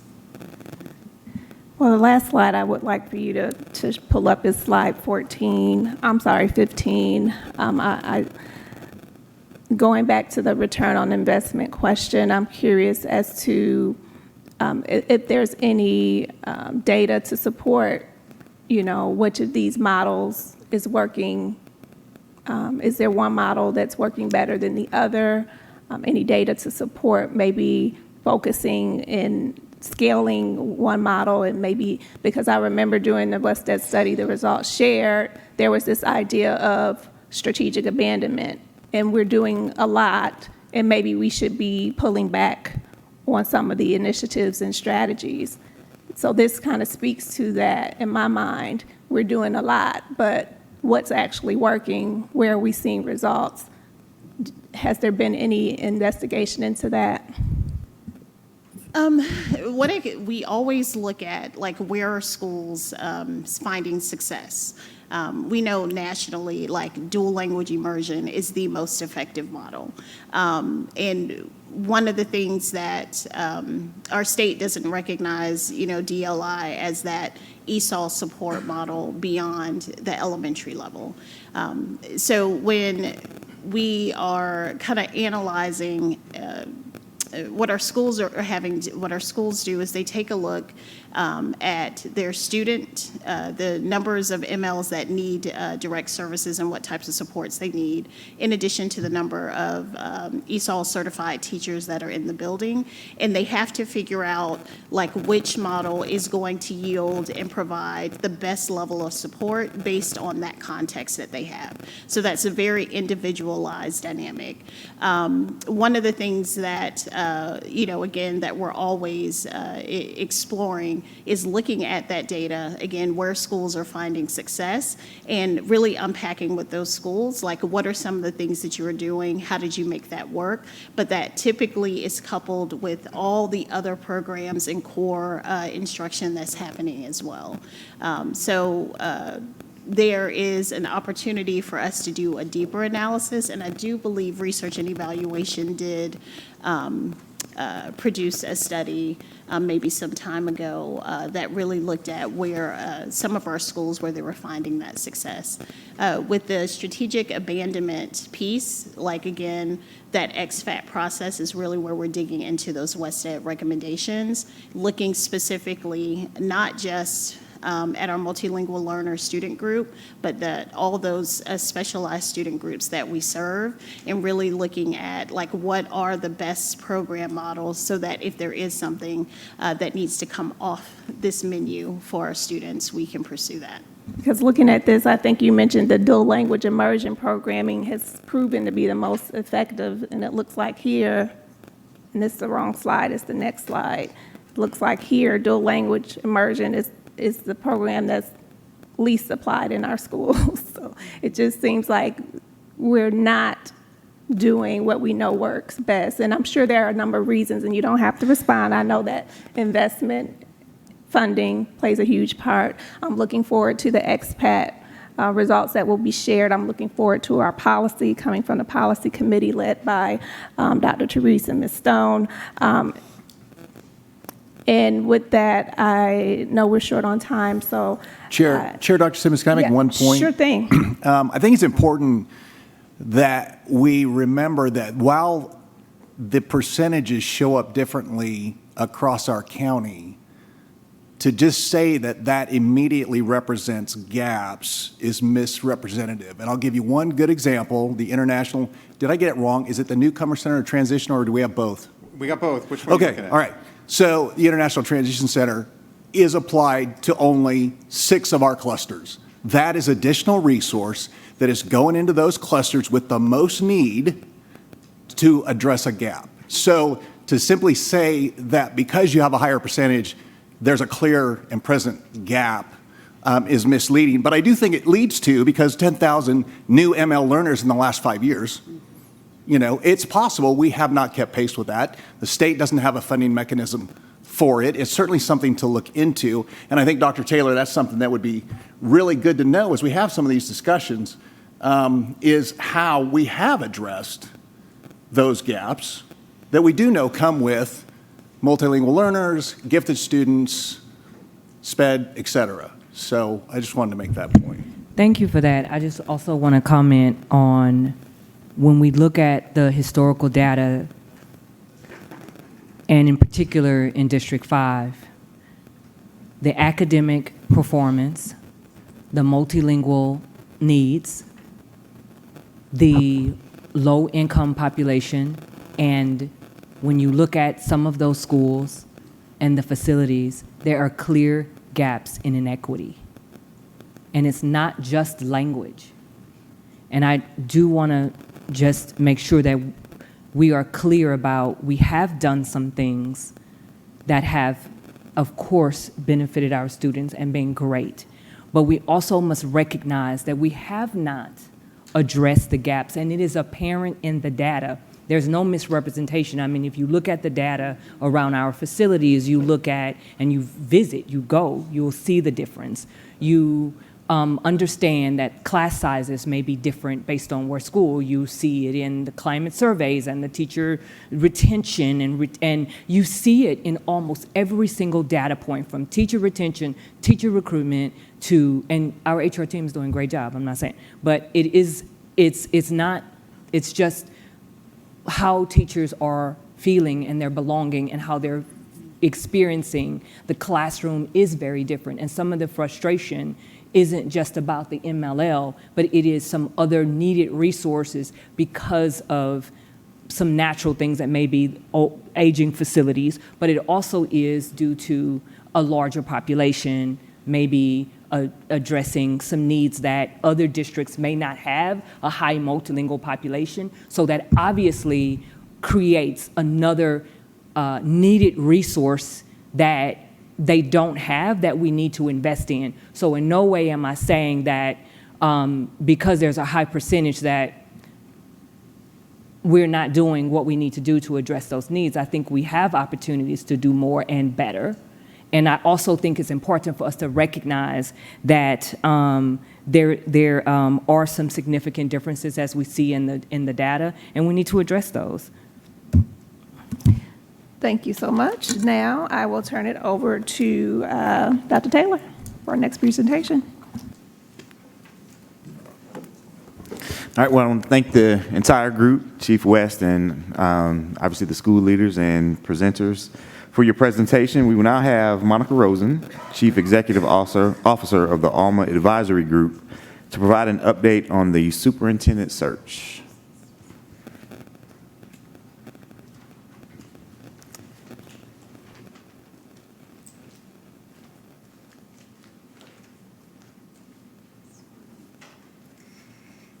Good afternoon, everyone. It is a pleasure to be with you all here today. I am so happy to be able to introduce myself and Alma to the community in this format. And what I'm going to be doing over these next few minutes is to sharing a little bit more about Alma Advisory Group and who we are, talking about our search timeline and what we'll be accomplishing over the next several months together, and then diving a little bit more deeply into the community engagement work that is underway. I am here today after 2 full days of engagement with the community, and I've got 3 more coming next week. So I want to start by just saying thank you so much for the warm welcome that the Alma Advisory Group team has received here in Gwinnett County.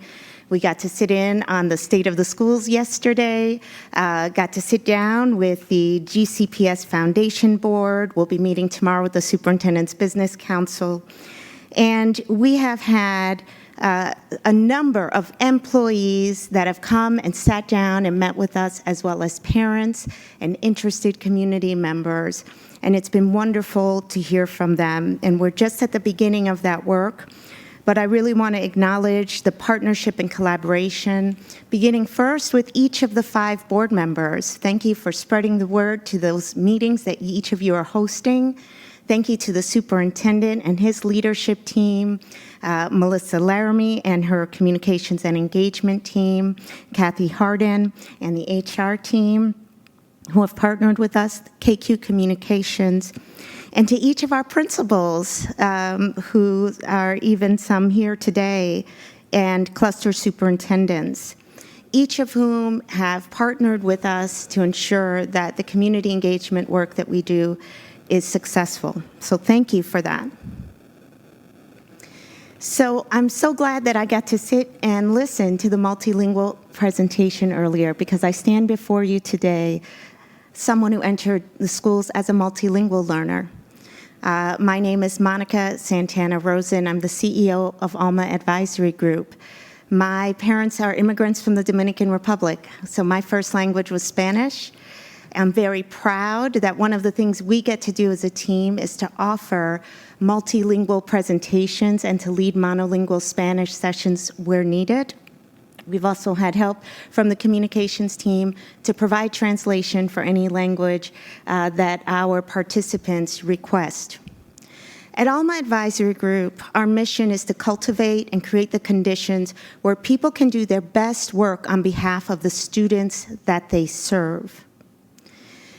When it comes to executive search, we have brought to Gwinnett County Public Schools a talented team, a team that understands best-in-class recruitment and merit-based, competency-driven interview processes that allow your candidates to put their best foot forward so that the board can make their best decision as to who your next leader will be. We're very values-based as a team, and we're excited to support what we see and what the board members have told me is arguably the most important decision that you have to make as a board. There are several things that stand out when boards choose Alma Advisory Group, and it begins with authentic community engagement and transparency. We have shared, and this board agrees, that the people with the most at stake in this decision shouldn't just get the chance to have input, that they have insight that is essential to the board's decision-making, that their voices, their perspectives, their lived experiences should be driving the process. And I appreciate that commitment. We are very much aligned with that focus. We are also here to deliver to you a talented and mission-aligned candidate pool, leaders who have demonstrated results in the areas that are identified by the board as most important for the next chapter for Gwinnett County Public Schools. In order to do that, we must work together to build a merit and competency-based screening process. That means that we create an interview process that is fair, that is transparent, and ensures the best leader to meet the needs of all students in alignment with the board's core beliefs and commitments, and to this very feedback that we're so steeped in this week. And finally, the strong facilitation of the board's shared decision-making. We want to support this board to do their best work on behalf of this critical decision. And so the work that we do together every step of the way is designed to ensure alignment, shared agreement on the criteria that is most important for this search, so that we get to a point where the full board finds a candidate that you can get behind and support, because the work they're going to have to do once they're on the job is even more challenging than the screening process itself. I want to share a little bit about the timeline that we're operating. As you can see with our little "We Are Here" graphic, we're still very early in our process. We spent the summer planning for community engagement, planning our overall timeline, ensuring that we understood the expectations of the board. This month for us is all about hearing and listening and learning. That's what we're here to do. That's what we're focused on.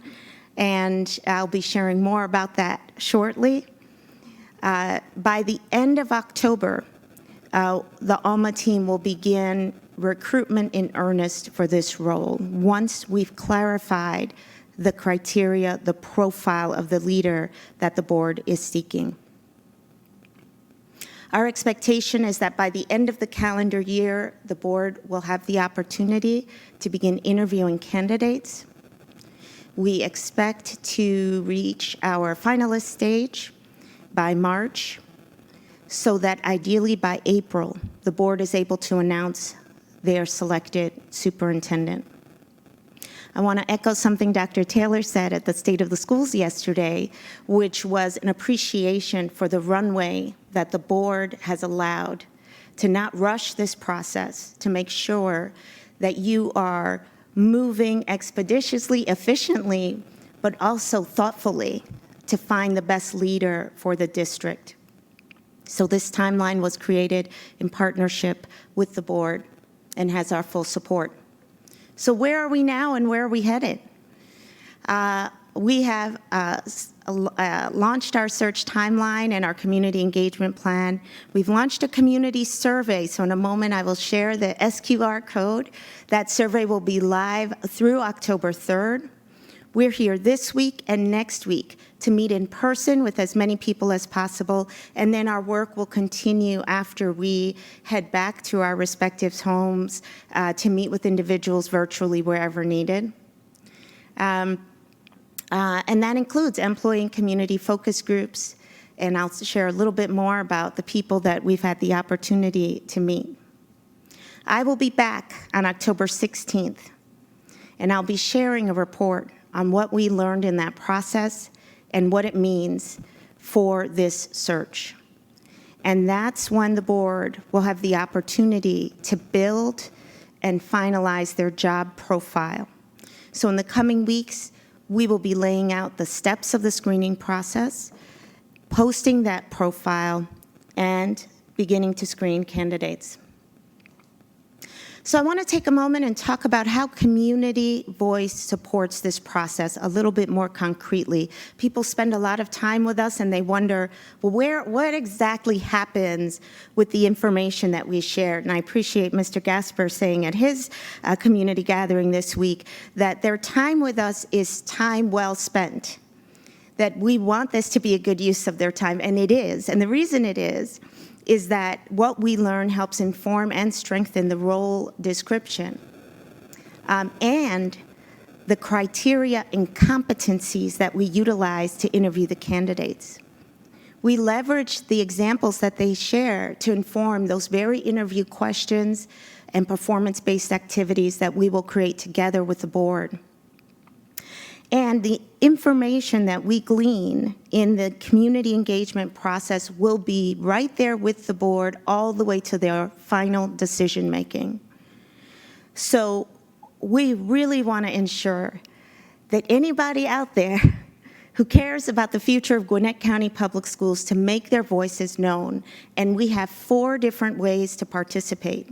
We have 5 community gatherings, and I will post up the dates and locations next. We're taking part in interviews and focus groups. And we have the staff and community survey that is out right now. I want to add this 4th category around community-based meetings.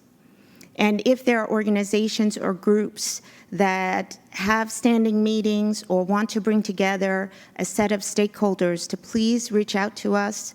And we are willing, if not while we're on site, potentially virtually after our visit, to meet with different groups of people. Not everybody can make it out to the schools for our community gatherings. So sometimes we need to come to them and meet with different audiences that way. So we're very open to doing that. All of the information about the search is posted on the GCPS website and will continue to be throughout the search process. So as I mentioned before, we've had two of our community gatherings so far. Mr. Gasper in District 3 held his session on Tuesday of this week at North Gwinnett High School, so special thanks to Principal Ballantyne and his team for hosting us there. Mr. Knudsen in District 2 just last night met with his community at Mill Creek High School. Thank you so much to Principal Jason Lane and his team, including Victoria. Little shout out if she's listening with her sneakers, because we walked all the halls there at Mill Creek and really appreciated that team's support. And next week, we will be with Ms. Stone in District 1 at Grayson High School, so we look forward to working with Principal Stewart. We will be with Dr. Simmons on Tuesday, September 23rd at Shiloh High School. Thank you, Principal Cappy Douglas. And Meadow Creek. Is the principal still here? Meadow Creek with Dr. Johnson Morgan, Principal Wood, District 5. That will be on Wednesday. Each of our events are 6 to 8 p.m. We have people join us, and we wait because parents are coming from wherever they need to come to get to us. And then as soon as we feel like we've reached our critical mass, we begin our evening's events. The structure of the community gatherings are to be as accessible as possible. We have translators on site. We have an optional RSVP form, which you can find at the GCPS website. And on that RSVP site, you're able to let us know if you would like translation. What I have up here on this screen is anyone who's already attended one of our community gatherings will have noticed that our slides are already translated in English and Spanish, and they are provided to the communications team ahead of time for any other languages. We want this to be easy for people to come and attend and fully participate. So we've also had childcare available, and we have had some parents take advantage of that opportunity. In addition, we have focus groups that are taking place. So we actually sent a note to all employees to invite them to express their interest. We've had so far, this slide says 665 employee responses. That's gone up by about another 20 since we created this slide. And so we're trying to make every opportunity to make sure that all employees can join us if they're able. So we're holding focus groups with executive cabinet, with principals, assistant principals and vice principals, with school-based certified staff and school-based classified staff, with central office, ISC, and with facilities and operations. I had the opportunity to meet with the school nutrition programs team yesterday. We are expecting to meet with bus drivers and other transportation employees. You know, it's important to us that we speak with every aspect of your workforce because they each bring different perspectives that are so important to the future of the district. And in addition, we're so happy that we're also getting to meet with students. So your principals have made it possible for us to meet with students in each of the 5 districts. We're also working with the Superintendent Student Advisory Council and the Teaching as a Profession students, which is where the rest of my team is now, actually. In addition, we've had outreach to over 100 community-based organizations identified by the 5 board members. So we have also made an invitation to them to come together and meet with us, and those meetings have taken place over the course of this week. I'm nearing the end of my presentation here, but I wanted to share a little bit about our community survey, which has also been translated. At the time this slide was developed, we had over 1,100 responses to date. That number is now over 1,450 responses, and we are hoping for many more.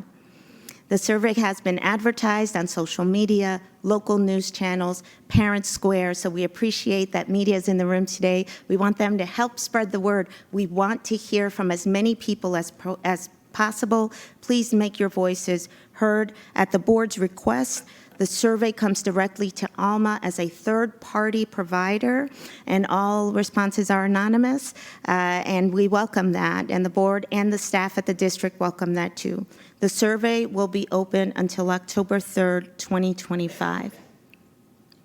So as I transition to questions, I just want to say again, this survey is open until October 3rd, and we have 3 more community meetings. And so we hope that the community will come out and join us at one of those. We will also be making determinations on virtual meetings if needed after next week. So stay tuned. If we do that, it will be out on the website.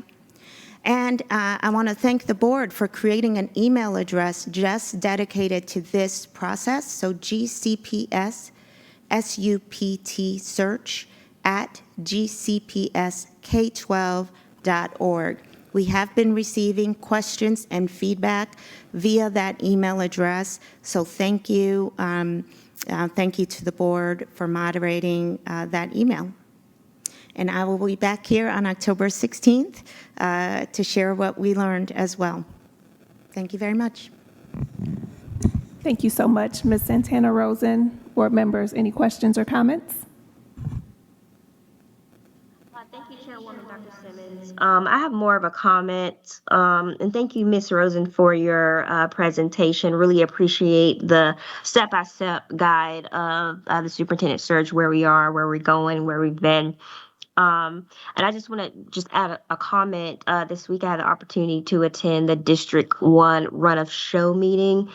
And so I appreciate Alma and the district, that collaboration to prepare for this upcoming community meeting, which the dates and time have already been provided. I've been encouraged by the number of focus groups that are organized. So the focus groups within the community meetings and outside of the community meetings, just kind of demonstrating our strong commitment to that stakeholder voice and that feedback going beyond sending out a survey. So another thing I just wanted to add, an emphasis that these meetings, these community meetings, for folks who may be listening online, just to encourage that it is a safe space where community members are free to speak openly and share their perspectives. So I look forward to the meeting on Monday. So thank you so much, Ms. Rosen and her team for their leadership, and I look forward to the work ahead. Thank you so much, Ms. Stone. I'll just add a comment.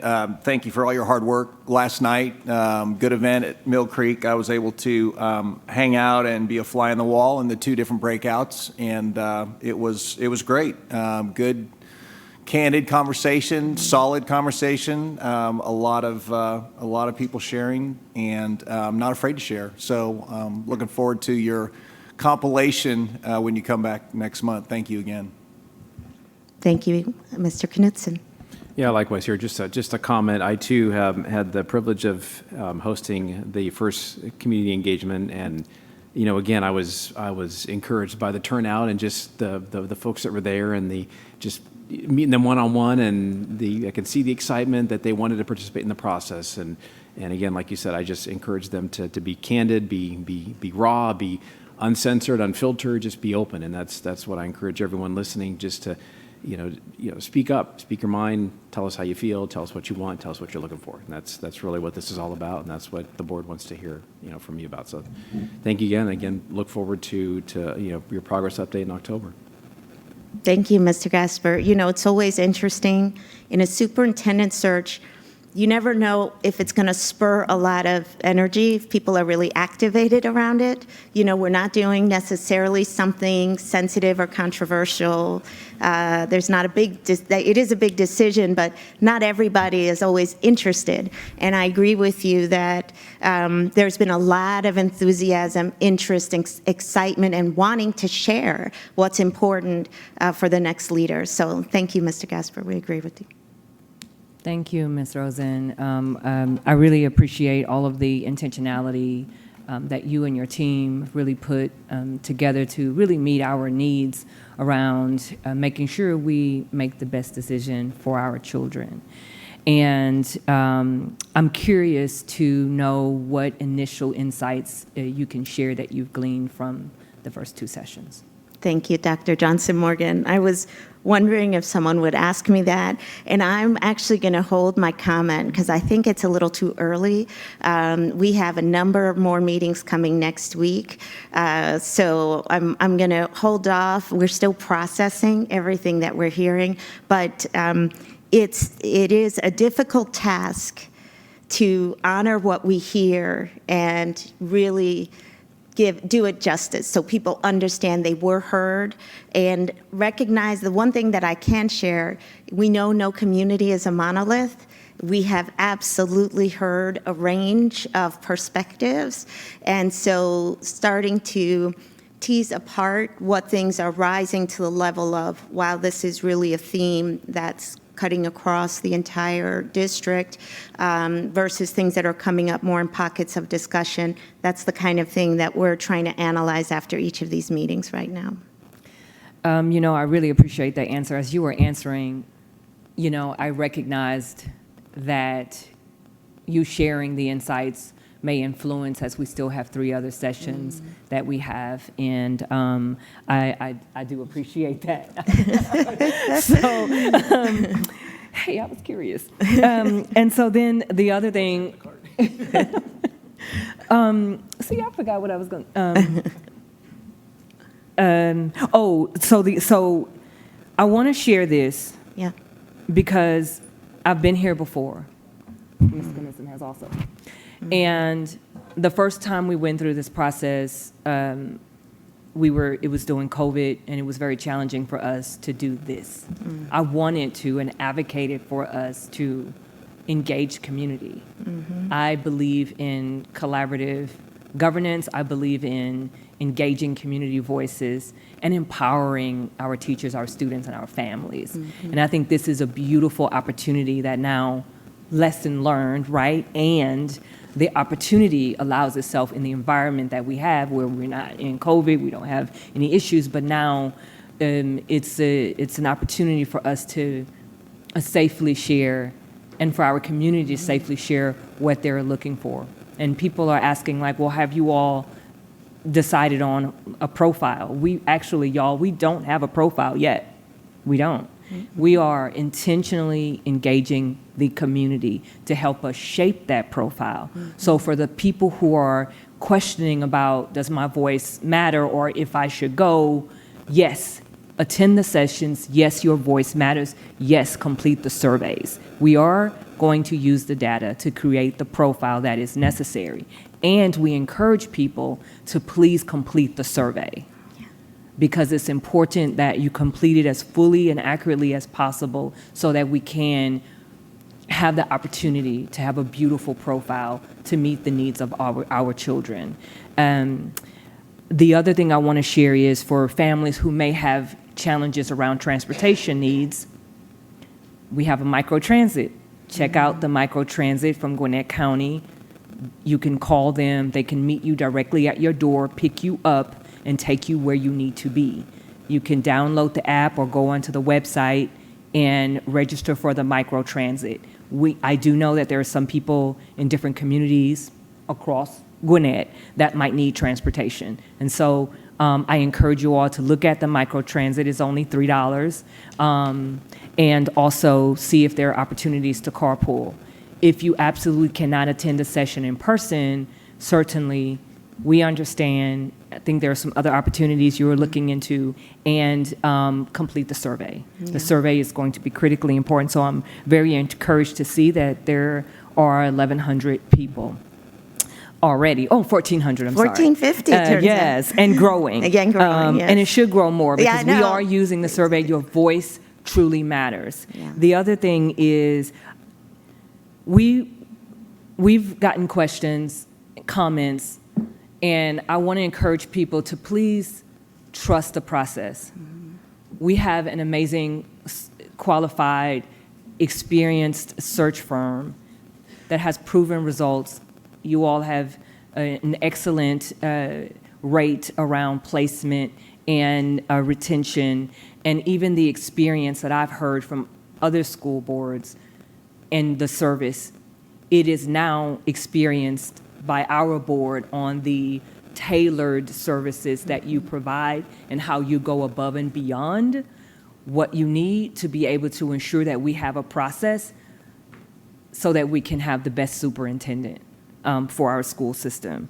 So we are a highly qualified, intelligent team of people. This is the most experienced school board in education that we've ever had in the history of Gwinnett County Public Schools. We have significant experience in education, and we ask you all to trust the process. We are smart, intelligent people, and we want to make sure that your voices are heard, and we're here to support you. Thank you. Thank you so much, Dr. Johnson Morgan. And I want to echo something that you shared about what you were able to do in the last search and how you've been able to do it now outside of the pandemic. And I just want to share that it has been something that's been brought up to us at the community gatherings we've had so far, is appreciation for this opportunity for people to share their voices and share their perspective. It creates a curiosity and an interest from community to see what you all do with what they've shared. So I think there's going to be some accountability from those who spent that time to see how you utilize their input in that way. And I want to say that sometimes there are members of the community who, for whatever reason, have disconnected and may not be coming out. Maybe they're fully satisfied with everything. They don't have strong feelings or complaints or concerns or whatever. And we want them as much as we want everybody else, because knowing what's working well is just as important as knowing where there's room for growth and improvement. So thank you for that. Thank you. And then just briefly, the last thing I want to say is data-driven decision-making is important, and that data includes the surveys, the focus groups, and all the information that we're gathering from the community. It also includes the data that is reflected in the needs of our school system. When we look at, for example, the presentation we had today, when we look at some of the gaps that need to be addressed, the opportunities we have, we also want to make sure that we have someone who can courageously address the needs that have not been addressed and close those gaps. Thank you, Dr. Johnson Morgan. Thank you again, Ms. Rosen. If we could quickly just go back to slide number 9 for a moment. These are not numbered with my numbers. 4 so- ways to participate. Oh, thank you. 5 community gatherings, interviews and focus groups, staff and community survey, community-based meetings. To get here and to have all of these opportunities took an astounding amount of planning, and it was not easy. It required dedication of time. I commend our board for committing to a timeline. And our chair. To allow us to actually, thank you, to take the time to plan intentionally, strategically, diligently, thoughtfully, to ensure that we are hearing from the community and making sure we're doing what's in the best interest of our students ultimately. Your team has made this a process that has, again, it's been time consuming, I know, I'm but sorry. because of your expertise, we felt the hand holding and we benefited from the guidance and the questioning and the did you think about this and how about that. So I just want to again acknowledge that your team has certainly been very thoughtful and has shown expertise from day one in helping us to get to where we are today. And I know the next week is jam-packed, and so we greatly appreciate you all being here in Gwinnett and interacting with our community and the work that's going to come out and shared in October. I think we all are looking forward to that. I also want to uplift the transparency of our process that you've helped us to elevate, right? We have a website with all of the steps of the process that's consistently being updated. I even appreciate the transparency and why you couldn't be transparent around the things that have come out thus far, right? Yeah. So just thank you. Thank you for being aligned with our core belief and commitment of being transparent with the community and wanting to provide stakeholders with information along the way. We don't want to do something to our community. We want to make this decision with our community, and you're helping us to do that, so thank you. One thing I wanted to highlight, you mentioned that if someone wants to put together a community-based meeting, that is an option. What would be the best way for them to reach out if they're interested in doing so? So I would recommend that they send a note to the GPS superintendent search email address because the board members will forward that message to us, and then we can work together to coordinate.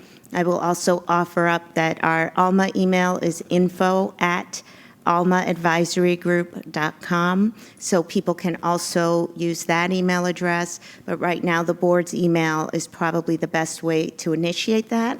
If we have a way to do it next week, we will do it. And if not, it will most likely be a virtual meeting at a later date.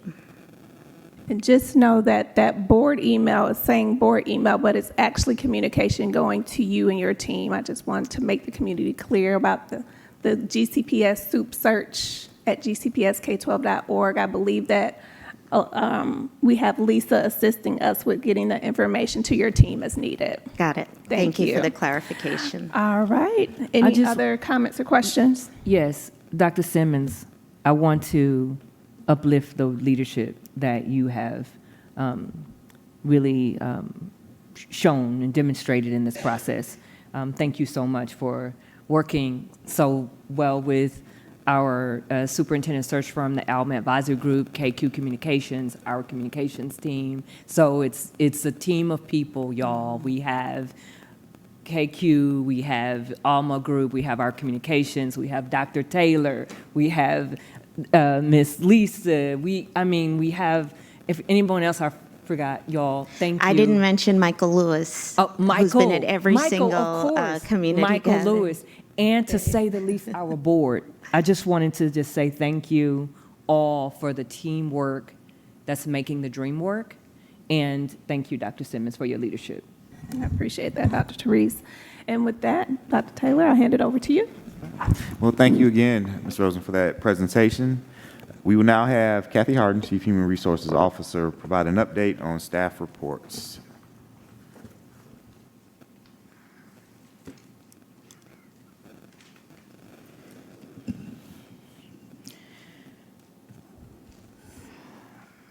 Good afternoon, Chairperson Dr. Simmons, board members, and Dr. Taylor.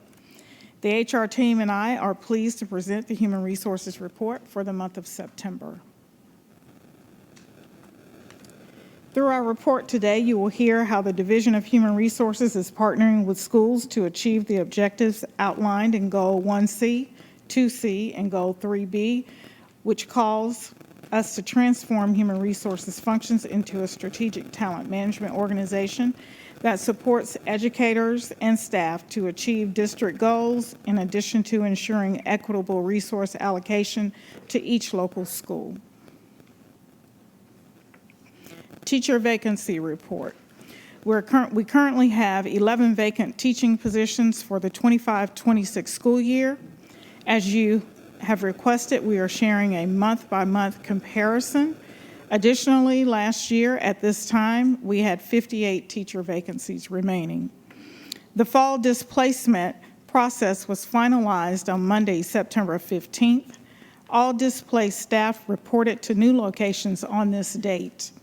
Based on final enrollment counts in September, on September 2nd, the displacement process is designed to bring each school's staffing roster to a positive or zero balance. Schools who gain personnel points due to an increase in student enrollment posted for vacant positions after displaced staff were placed. This explains the temporary spike in our certified teacher vacancies. The vast majority of vacancies that were posted are to reduce class sizes at schools who earn those additional points based on their enrollment count at their local school. It is not reflective of classrooms without teachers. The entire talent management team has a plan and strategy along with the HRDs, recruitment and sub-staffing to support schools in ensuring classrooms are staffed with quality candidates. Paraprofessional vacancy report. We currently have 28 vacant paraprofessional positions for the 25-26 school year. As you have requested, we are sharing month-by-month comparison of this data as well. You can see here, August report, we had 37 vacancies, and in July, 81 vacancies, so continued progress in that area. The 25-26 hiring update. This slide shows the data regarding new teacher hires so far for the 25-26 school year. 1,399 teachers have been hired. New teachers by level, you can see 475 elementary, 259 middle, and 221 high school, 444 special education teachers in that number. New teacher hires by title or non-title, 852 in Title I schools, 547 in non-title schools. Currently, there are 3 contingent offers in process. An update on our Grow Your Own. As part of our staffing update this afternoon, I want to share the progress on our Grow Your Own pipeline for the 25-26 school year. This work aligns directly with Goal 3B of our strategic plan and serves as a key performance indicator. We know that strong pipelines don't happen by chance, so we strategically recruit throughout the year to support these efforts. That includes university partnerships to attract and retain student teachers, onboarding and induction supports for new hires, para-to-teach programs, and professional development for our substitutes. For this update, we have highlighted 3 specific areas of growth in our pipeline: student teacher to certified teacher, classified employees such as paraprofessional and school clerks transitioning into teaching roles, and substitutes advancing into certified teaching positions. And you can see on the slide, 205 student teachers to certified teachers, 130 classified employees to certified teachers, 170 substitutes to certified teachers. And then our substitute staffing data. The data from our substitute staffing team continues to show positive outcomes for the 25-26 school year. As requested, we also have the historical substitute staffing data on this slide. And you can see 92.97% for this year as of September 16th. 90.70% for last school year and 85.67% for the 24-25 school year. And you can see, although our fill rates are increasing, the actual number of substitutes that we have in place are less, which means that those substitutes are actually meeting the needs of our school district at a higher level. This concludes the HR report, and I stand ready for any questions. Board members, any questions or comments for Chief Harden? Thank you, Chairwoman Dr. Simmons. I just have two things. I want to commend the team, Chief, for closing the vacancies from month to month.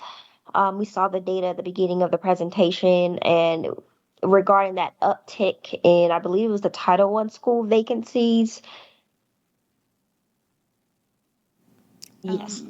No, the slide before that. Yes, the Title I, there was an uptick from last month to this month. But I appreciate the district providing a plan for addressing that uptick and just providing a rationale for that. And then secondly, I really appreciate you providing connecting this report to our blueprint for the future on slide 1. So I really appreciate having that breakdown as well. Thank you.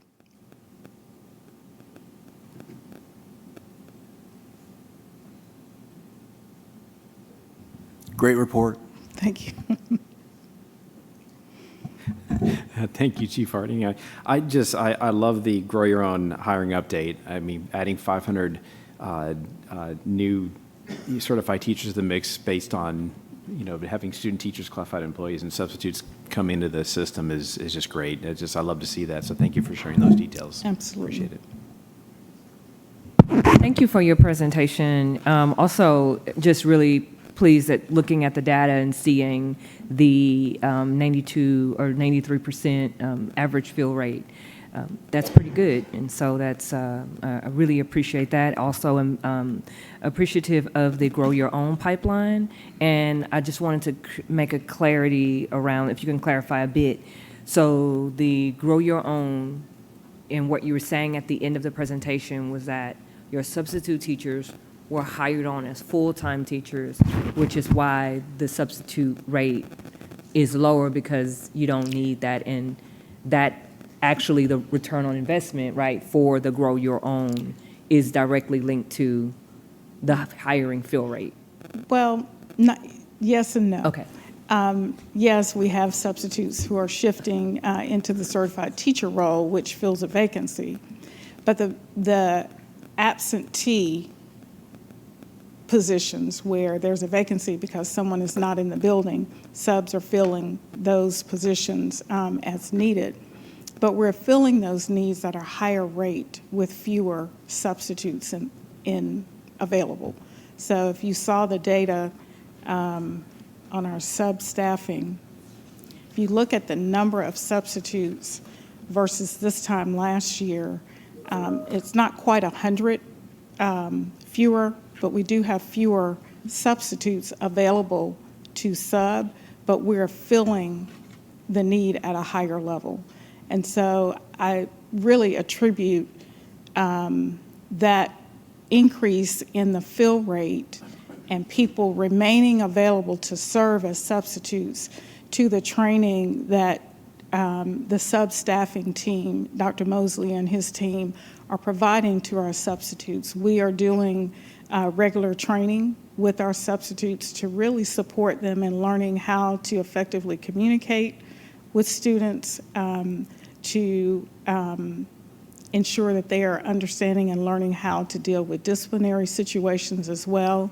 And so I believe that training that we're providing on an ongoing basis is really increasing the skill set of the people that are supporting our sub needs.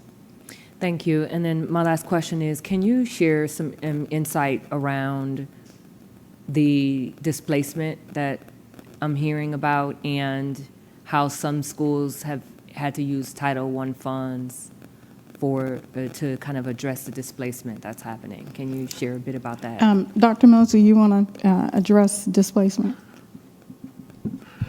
Sure. So staffing allotments are determined in the spring based on enrollment forecasts. So when students come back in the fall, we have 5 enrollment counts leading up to Labor Day. And at the end of those Labor Day counts, schools that are under their projection, well, all the allotments are adjusted based on what the actual student count is. So schools who are under their student enrollment count, there's a negative allotment adjustment. And so principals have to make decisions on how to shift staff within their building. And Title I principals have the choice to use Title I funds to retain some of those staff members that they may lose to other schools. If the principal can't retain them, then they get shifted to another school who gained in personnel points because their student enrollment increased over their projected enrollment from the spring. So we've seen some challenges around attrition in some areas, in particular in some schools.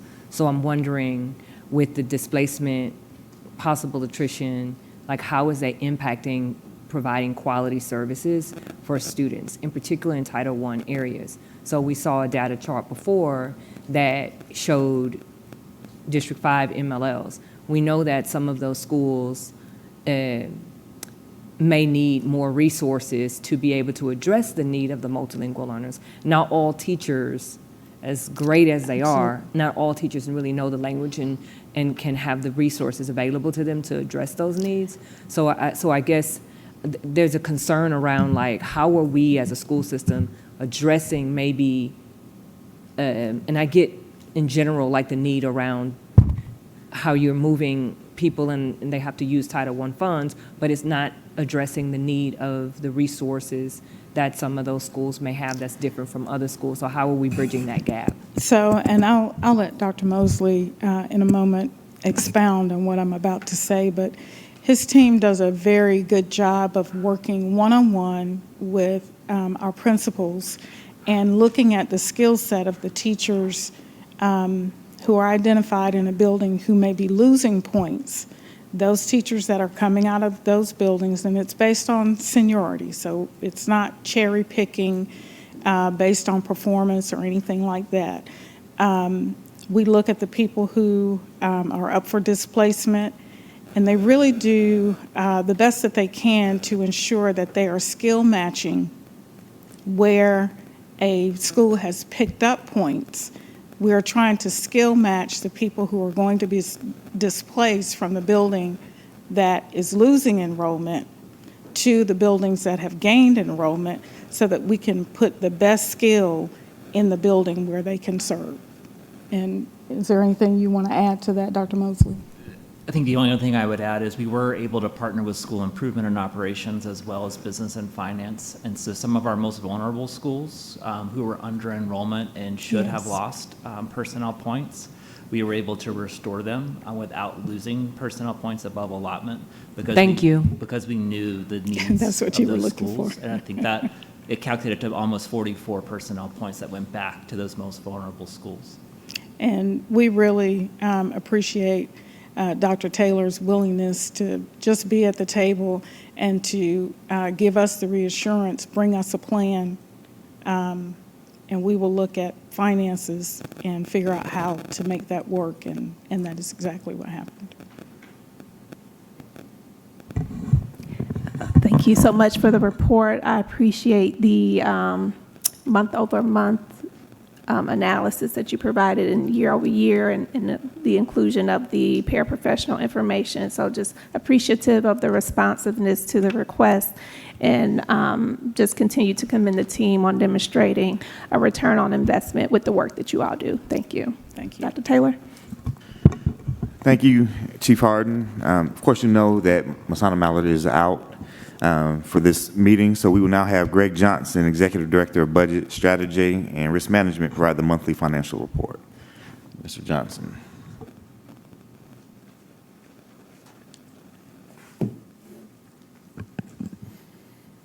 Good afternoon, Chairperson Dr. Simmons, board members, and Dr. Taylor.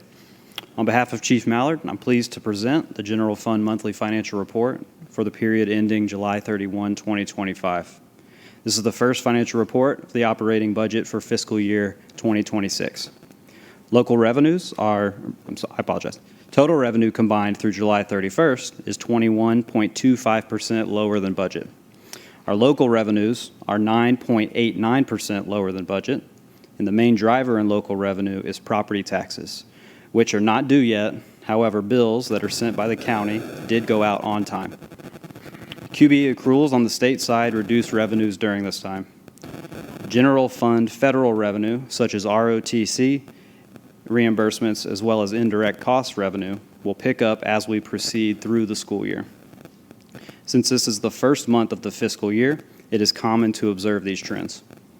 On the expense side, salaries and benefits are around 78 to 9% of the budget. Because of normal school operations, that didn't begin until August. The majority of the general fund budget expenses are for instruction and instructional services. Non-salary expenses are 3.58% lower than budget through July. Now looking at fund balance, it is too early in the fiscal year for any significant impact or activity, with revenues slow to come and minimal expenses. Spending activity will start to pick up in August and September when school resumed, with higher expenses and lagging revenues, causing a seasonal fund balance dip until property tax collections in November. Thank you for your time. This concludes our report. Board members, any questions or comments? Thank you so much. Chairwoman Simmons, I have one question. I'm looking at this chart and looking at where we should be at the end of the year and where we are at this point. And there was a note around how property taxes have not come in. Are we on track? So when we look at in previous years, are we on track to be where we need to be by the end of the year? Thank you for your question, Ms. Stone. Yes, we are on track. Everything that you see in the current financial report is within our expectations. So that's why we have the fund balance that we do, is because it basically floats us through tax collection season, which used to be October, which is now November. Okay, perfect. Thanks. Dr. Taylor? Thank you, Mr. Johnson. We will now have Chief of Staff George Gomez and his team member provide a legislative and policy update. Mr. Gomez. Thank you, Dr. Taylor. Mr. Goldie will come up and present or briefly describe three summary documents that Lisa provided to the board members today. David? All right. Thank you, Mr. Gomez. Good afternoon, Chairwoman Dr. Simmons, board members, and Dr. Taylor. September is the month when board members begin preparing for the upcoming legislative session by discussing and deliberating on what specific elements they wish to include in their legislative priorities document. I have provided the board with a few documents as a reference point for their discussions and deliberations, together with a proposed timeline. We typically bring a draft legislative priorities document to the board in October with the expectation or hope that we have a final adopted document at the November meeting. Our ask today is that over the next few weeks that the board review the three support documents that we provided and then submit feedback on any areas of concern or issues that they wish to include in their 2026 legislative priorities document. We will take that information you provide and prepare a draft document ready for the next board meeting. So that concludes the presentation. I will just pause to see if there are any questions or comments. Board members, do you have any questions or comments for Dr. Goldie?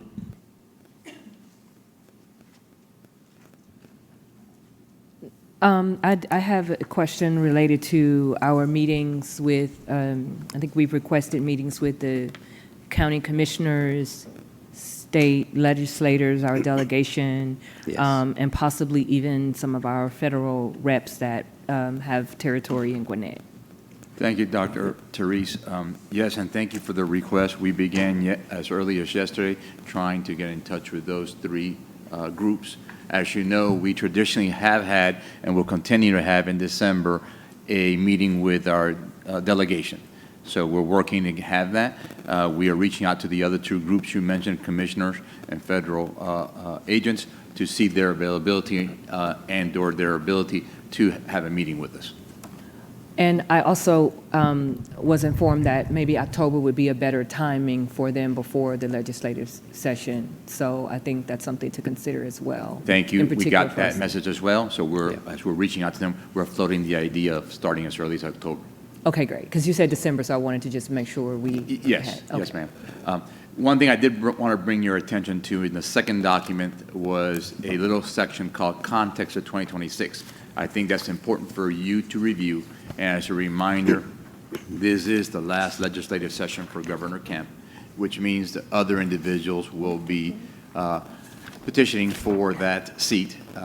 It is also the time where all 236 members of the Georgia General Assembly are up for elections. So there will be a lot of flutter, chaos, good things going on related to election and campaigning. That may serve as a distractor and may serve as a non-distractor for us, but it's always a time that we have to be sensitive to as this year moves on, this legislative session moves on. These will be things that are going on that will impact our ability to communicate and get some of our ideas through as well.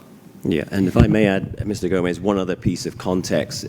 Governor Kemp has already directed state agencies to submit appropriations requests for 2026 based on 2025 levels, but he has also let them know that if any of their federal funding that they receive is eliminated, that the state is not going to supplement that removal. So they may have to work with lower adjusted budgets because currently the state is not going to supplement anything that's missing due to loss of federal funds. Meanwhile, the state has a $16 billion budget That is correct. surplus. And, wow. And we haven't updated the QBE formula since the Mac computers, right? Or the Apple computers, 1985? I think Sony Walkmans, might be the better. So to that point, as we have our lobbying efforts, how are we intentionally aligning the board's core values and commitments in our lobbying efforts with our legislators? So in the last session, there were 3 bills specifically related to revising some of the formulas in QBE. House Bill 27, Senate Bill 128. They were dropped very early in the session, but they never got out of committee. And in fact, I'm not even sure they were heard in committee.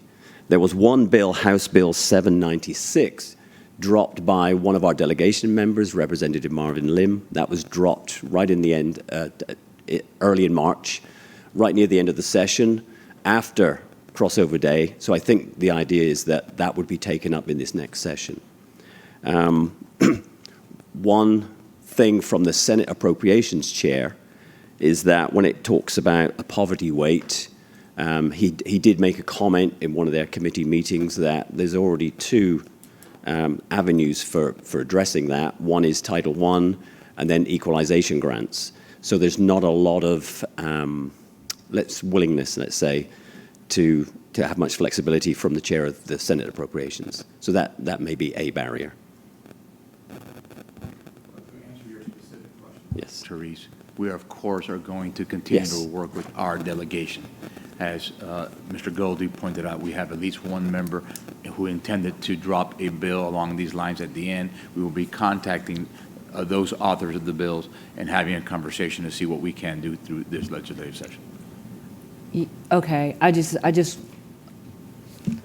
know that this process is really super important, how we're engaging with our legislators and how really more strategic we can be and intentional we can be around bills that impact our school system.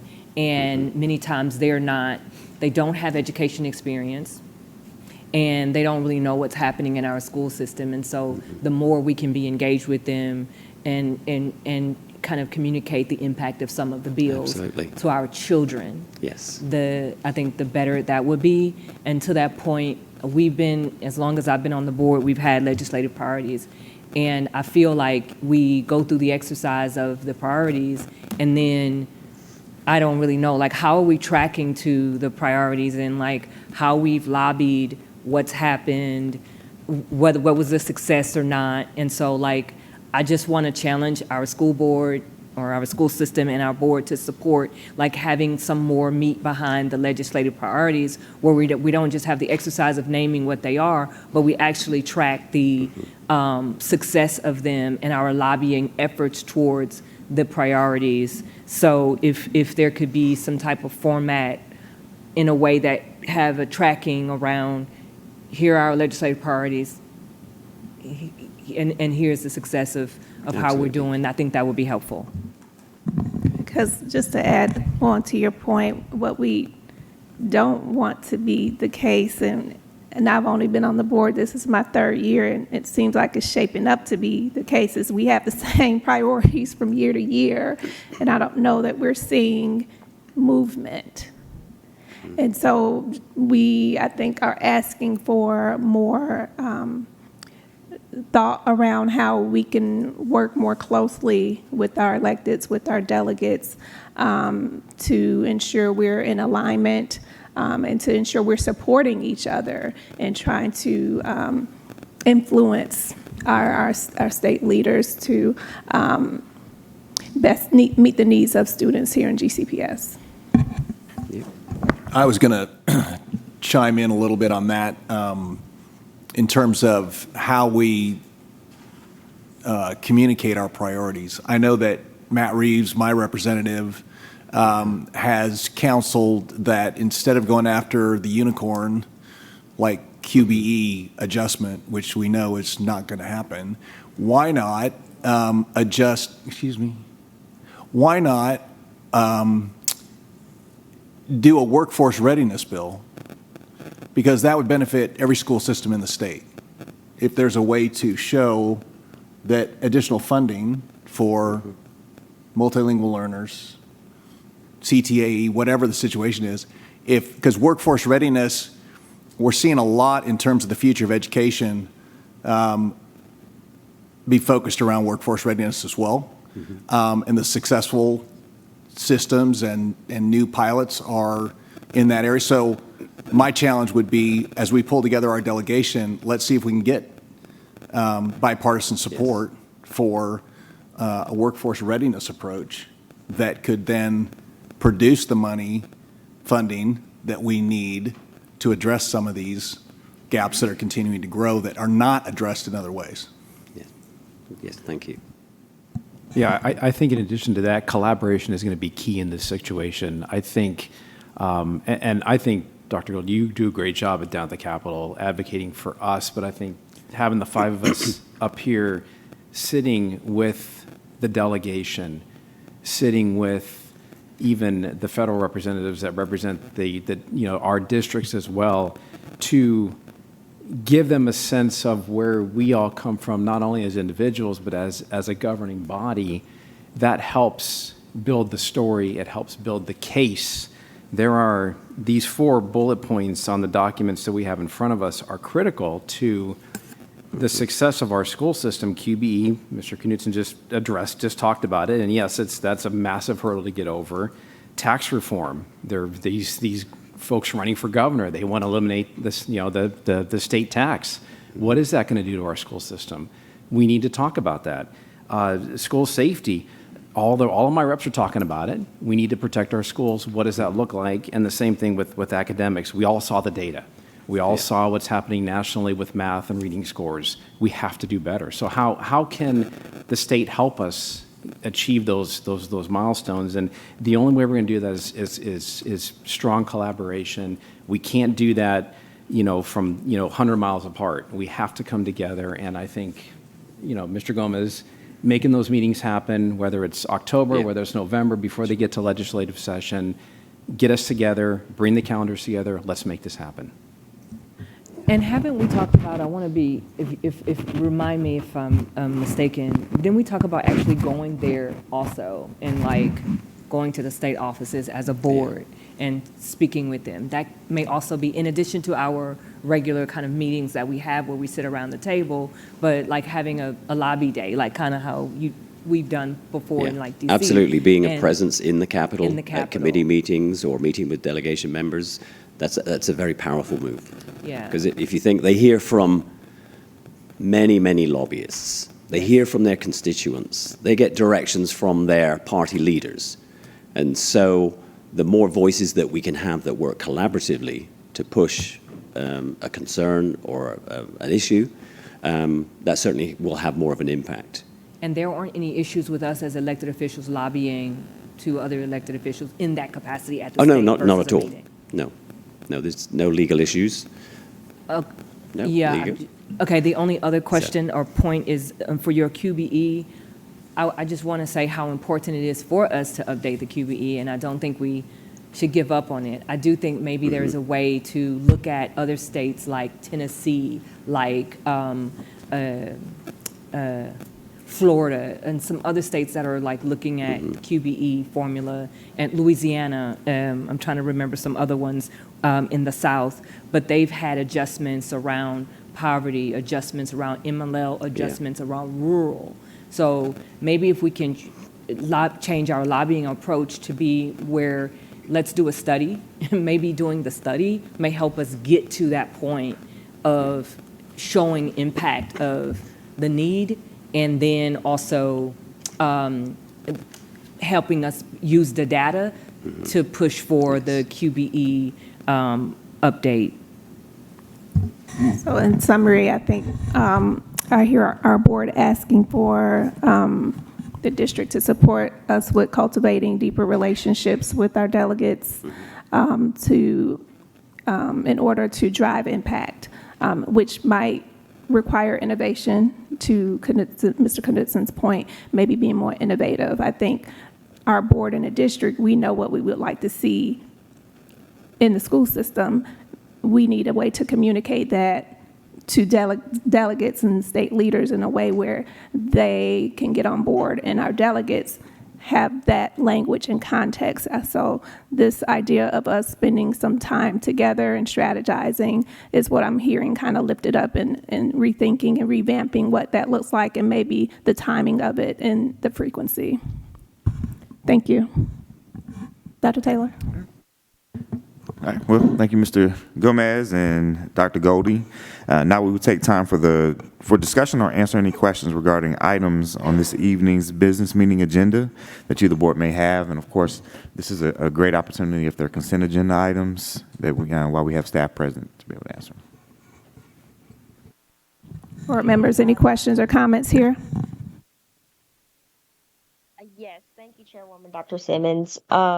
I have a question on consent agenda item 7.04.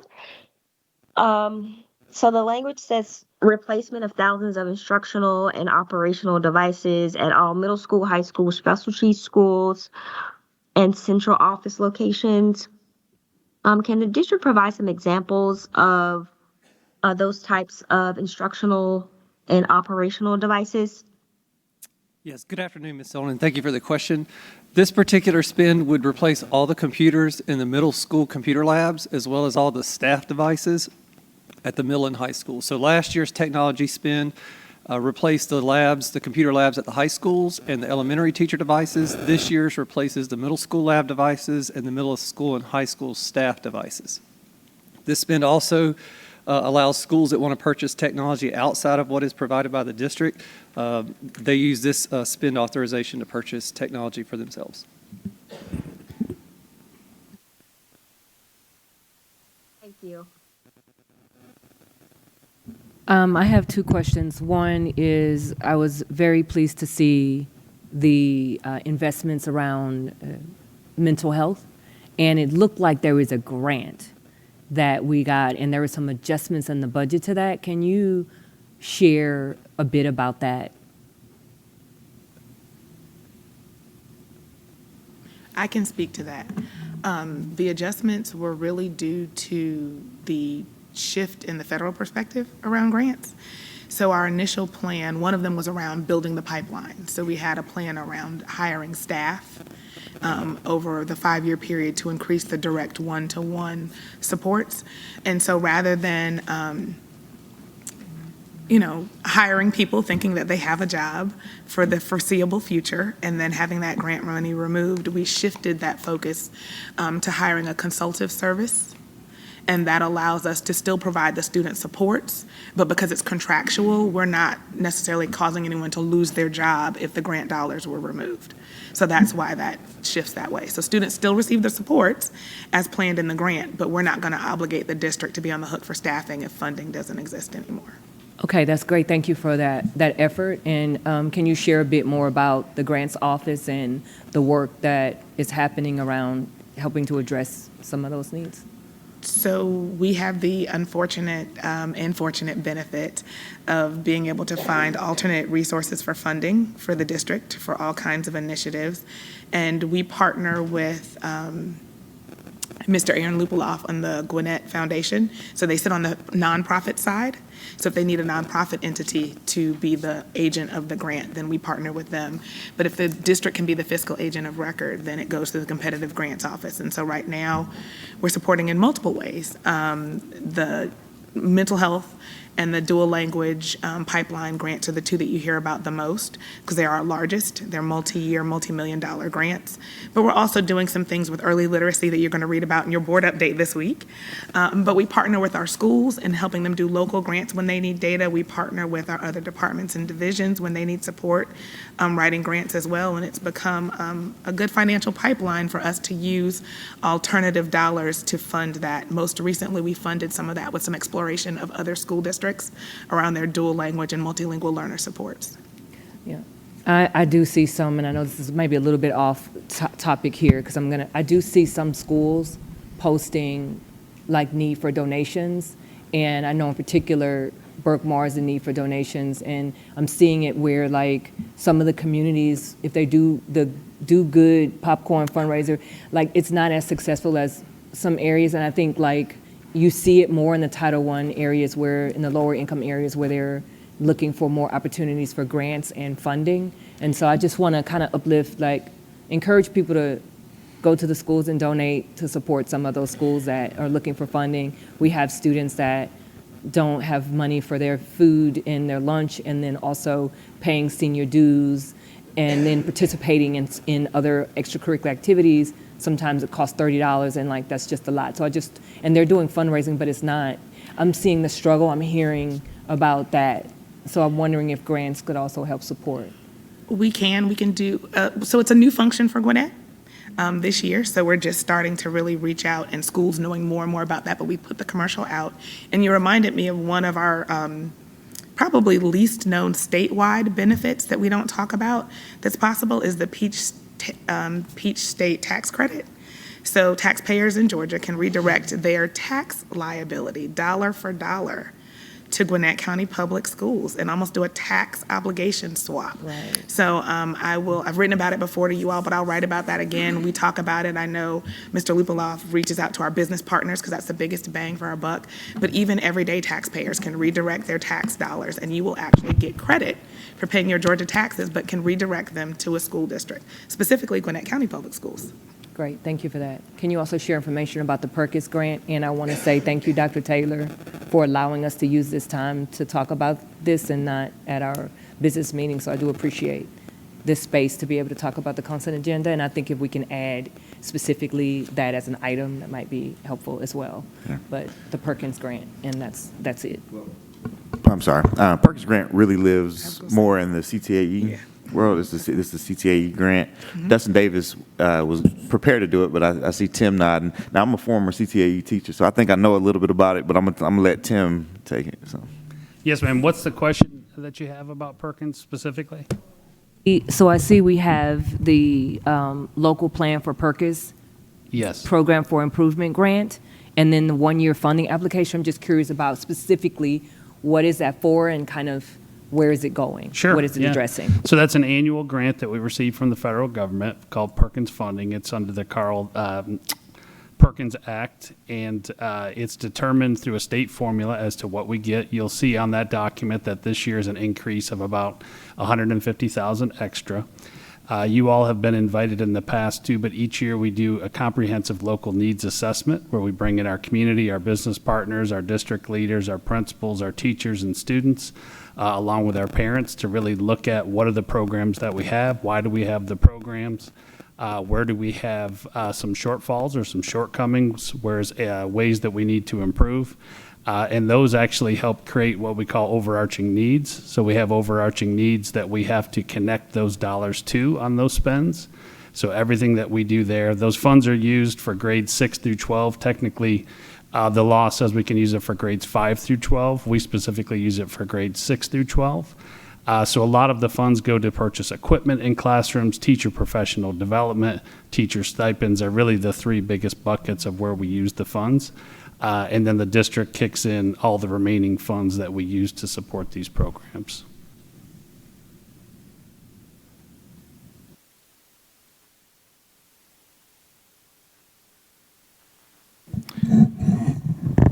Okay, I did have a question about the purchase orders. I see a repeating purchase order for company Stream VU Inc. If someone can provide some info there. Yes, good afternoon, Dr. Simmons. That is for the set-top boxes. We did middle school in this January, February, and now we're doing high school. So kind of like the cable box you have in your house, the signal comes through the cable company to your TV. Same thing at the school. The signal comes from the broadcast studio at the school through the set-top box so that the classroom can see the TV or announcements. Thank you so much. Any other questions or comments?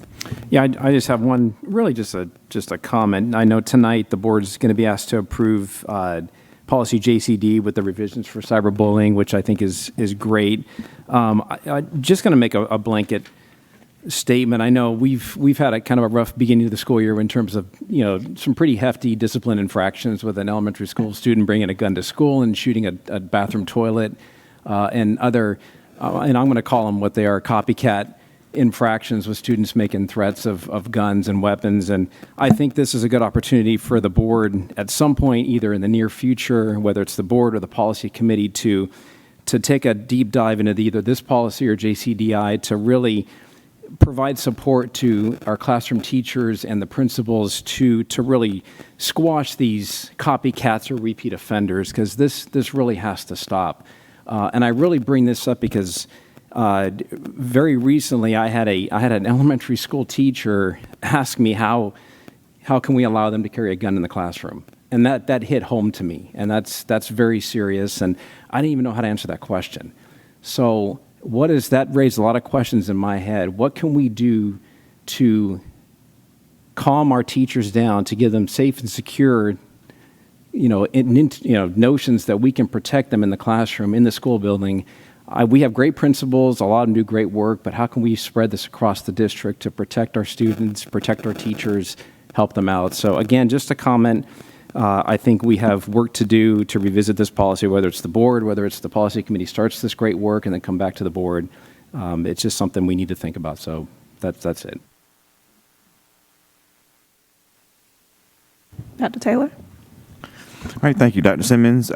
We made one adjustment to the anticipated presentations for the October meeting. You'll remember that we were going to be doing the class of 2025 update. That's still on. We were also anticipating doing the follow-up with Dr. Welsh in the discipline presentation. However, we have made one amendment to the anticipated presentations, just given the timeline and the urgency of the superintendent search. And of course, we heard earlier Ms. Rosen sharing coming back in October. We decided to pause the discipline presentation until maybe sometime early next semester. We're working with Dr. Welsh on his availability. We're thinking maybe January to allow for a longer period for Ms. Rosen to unpack the results of where we are in the superintendent search. So those are the two anticipated presentations for October.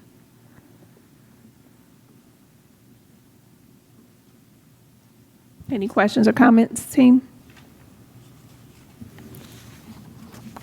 Is there a way to provide some type of summary data? I'm not sure. So it's a timing. We don't have enough time to be able to go through that. So we're going to. So, yep.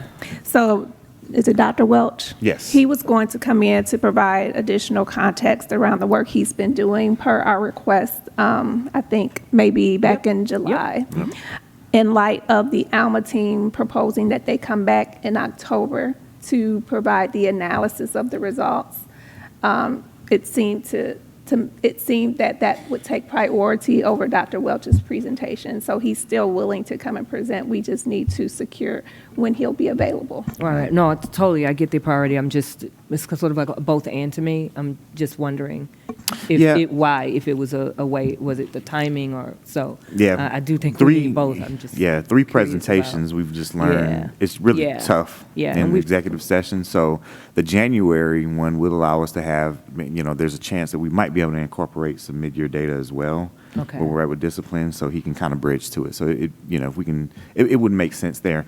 We looked at later in the semester, November, December are going to be, they're packed between TAC and then redistricting meetings that are going to occupy some time. So that was why we felt like we wouldn't try to stretch and do 3 presentations. No, I appreciate the October. context. That's what I wanted. And I'm curious, is he going to be doing more work from now through January also? Yes, than 100%. that data, whatever work he's doing? And what in particular is he doing during this time? It's a number of different things. Of course, you'll remember in his presentation, he kind of talked about maybe the best way to describe it is the MTSS framework for discipline specifically. And so he'll be doing that. He's also going to be sharing a little bit more detail about the report that he was able to put together that compares Gwinnett not only to the state but also kind of national trends and tease out some where we have some bright spots and where there are clear opportunities for us to continue the work. So, Thank you. Mm-hmm. All right, so Dr. Simmons, that concludes this part. This was the time that was designated for board discussion. It was set to end at 5:05, so I didn't know. I don't know if you... Board members, is there any other discussion? The only other discussion is we have our board training this weekend, so I'm super excited about that. But we do have our superintendent search firm here. We have Ben Cleveland here. He's a policy expert, helping to lead us in some training for our board as well as assisting with the policy committee. So I'm super excited about Mr. Cleveland working with us and helping us with our policy committee as well as our board training. So I just wanted to say, looking forward to our training this weekend and also our committee meeting tomorrow. So thanks. Any other discussion? If not, this concludes our work session. Please be reminded that at 6:30, there will be an orchestra, chorus, and band ensemble performed by Osborne Middle School in the lobby area of the boardroom.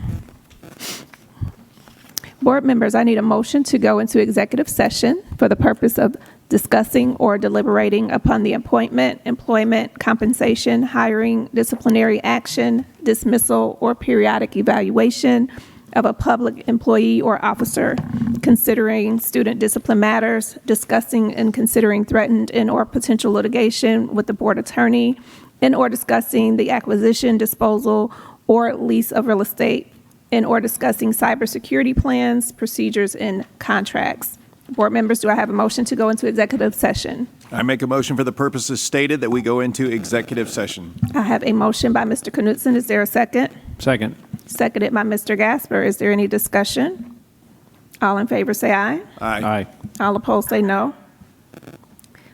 It is unanimous. Thank you all.